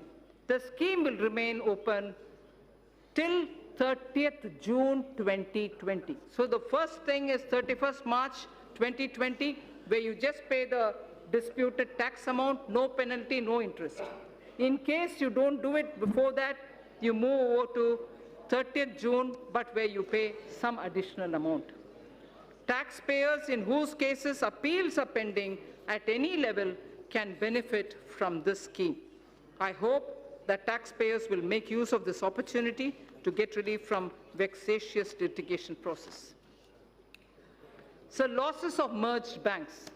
As part of consolidation of the financial sector, our government has brought out schemes for merger and amalgamation of public sector banks in order to ensure that amalgamated entities are able to take the benefit of unabsorbed losses and depreciation of the amalgamated entities.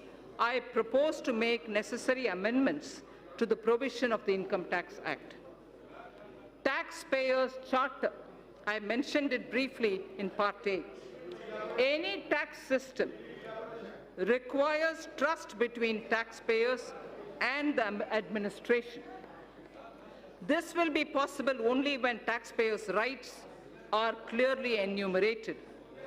Towards this end, and with the objective of enhancing the efficiency of delivery system of the Income Tax Department, I propose to amend the provisions of the Income Tax Act to mandate the Central Board of Direct Taxes, CBDT, to adopt a taxpayer's charter. The details of the contents of the charter will be notified soon. Instant PAN through Aadhaar. In the last budget, I had introduced the interchangeability of PAN and Aadhaar, for which necessary rules were already notified. In order to further ease the process of allotment of PAN, soon we will launch a system under which PAN shall be instantly allotted online on the basis of Aadhaar without any requirement for filling up of detailed application form. Sir, our government brought in the GST as a historic reform of the indirect taxes in 2017. We also took a path-breaking step of simplifying and rationalizing corporate tax in September 2019. More importantly, we offered a rate of corporate tax which perhaps is the lowest in the world. Continuing on this path, we have now put the personal income tax at its lowest ever rate and totally removed the DDT at the company's hands. Further, the direct taxes are now the lowest, simplest, and the smoothest. Direct tax on the startups have also seen many reformatory steps in quick succession. Even ease of compliance is seeing unprecedented changes. Last but not the least, personal interface with tax administration is at the minimum level. So last, indirect tax. Indirect tax, sir. As I mentioned earlier in Part A of my speech, reforms are continuing in the GST. A simplified return shall be implemented from 1st April 2020. This is under the pilot run. It will make return filing simple with features like SMS-based filing for nil return, return pre-filling, improved input tax credit flow, and overall simplification. Refund process has been simplified and has been made fully automated with no human interface. Electronic invoice is another innovation wherein critical information shall be captured electronically in centralized system. It will be implemented in a phased manner starting from this month itself on optional basis. It will facilitate compliance and return filing. Several measures have been taken for improving compliance. That has been a worry for many of the states. Sir. Aadhaar-based verification of taxpayers is being introduced. This will help in weeding out dummy or non-existent unit. Dynamic QR code is proposed for consumer invoices. GST parameters will be captured when payment for purchases is made through the QR code. A system of cash reward is envisaged to incentivize customers to seek invoice. Deep data analytics and AI tools are being used for crackdown on GST input tax credit refund, input tax credit refund, and other frauds, and to identify all those who are trying to game the system. Invoice and input tax credit matching is being done, wherein returns having mismatch more than 10% or above a threshold are identified and pursued. Significant policy level changes have also been made. GST rate structure is also being deliberated upon so as to address issues like inverted duty structure. Customs. A number of measures have been taken for ease of doing business. India's quantum leap in the trading across border parameter of ease of doing business rankings by the World Bank is a testimony to these efforts. India's rank on this parameter improved from 146 to 80 in 2018 and further to 68 in 2019. Measures have also been taken for providing a level playing field to our domestic manufacturers, particularly the MSME sector, and for securing our borders. It has been observed that imports under free trade agreements are on the rise. Undue claims of FTA benefits have posed threat to domestic industry. Such import require stringent checks. In this context, suitable provisions are being incorporated in the Customs Act. In the coming months, we shall review rules of origin requirements, particularly for certain sensitive items, so as to ensure that FTAs are aligned to the conscious direction of our policy.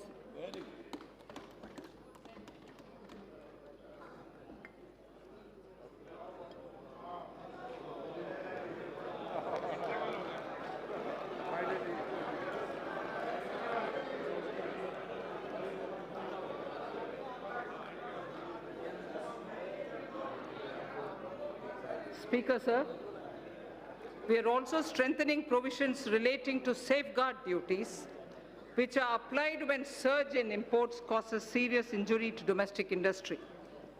Amended provisions shall enable regulating such surge in imports in a systematic way. The provisions for checking dumping of goods and imports of subsidized goods are also being strengthened for ensuring level playing field for domestic industry. These changes are in line with international best practices. Exemptions from customs duty have been given in the public interest from time to time. However, a number of these have outlived their utility or have become outdated. On review, certain exemptions are being withdrawn. Remaining customs duty exemptions shall be comprehensively reviewed by September 2020 for taking a view on their relevance. I propose to crowdsource suggestions for such reviews. Suggestions would also be invited in respect of the customs laws and procedures for aligning them with the needs of changing times. Sorry.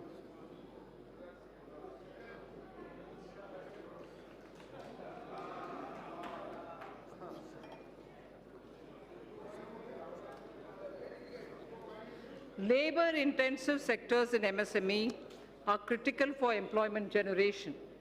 Cheap and low-quality imports are impediment to our growth. Special attention has been taken to put measured restraint on import of these items, which are being produced by our MSMEs with better quality. Keeping in view the need of the sector, customs duty is being raised on items like footwear and furniture. Our policy of Make in India has started giving dividends. Need more water.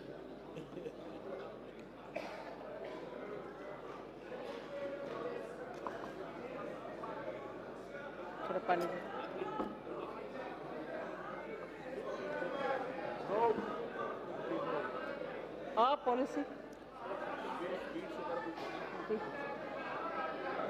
Our policy of Make in India has started giving dividends. India is now making world-class goods and exporting such products. We have made considerable progress in medical equipments too. Thank you. We have made considerable progress in medical equipment too. Till a few weeks back, we were dependent on imports for medical equipment. Now, not only we are manufacturing medical equipment, but also exporting them in large quantities. This sector deserves further fillip. Government has also been committed to provide health services to all. Ayushman Bharat has made it possible to achieve the twin objectives of giving impetus to the domestic industry and also to generate resources for health services. I propose to impose a nominal health cess by way of duty of customs on the imports of medical equipment, keeping in view that these goods are now being made significantly in India.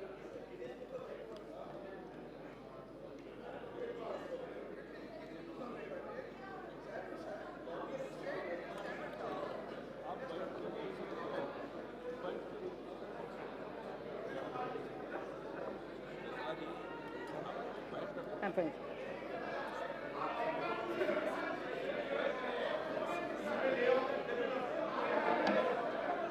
No. There are only 2 more pages. To achieve the twin objectives of giving impetus to the domestic industry and also to generate resources for health services,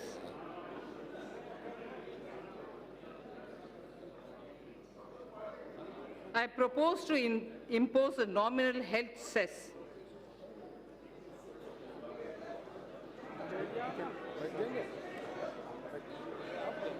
Nirmala, should I give you a sweet? My pleasure.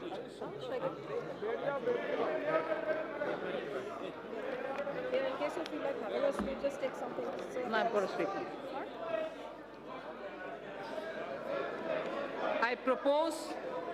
I propose to impose a nominal health cess by way of duty of customs on the import of medical equipment. Keeping in view that these goods are now being made significantly in India. The proceeds of this cess shall be used for creating infrastructure. So I think I will lay the rest of the pages, sir. Please consider as read. Thank you.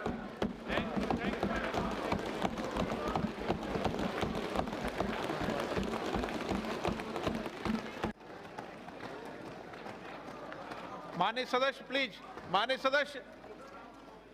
सदस्य please अपने अपने स्थान बैठे आप।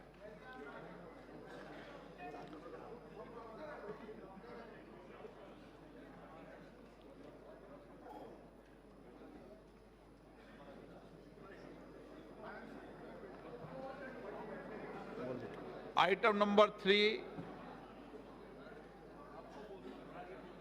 श्रीमती निर्मला सीतारमन जी statement सभा पटल पर रखें।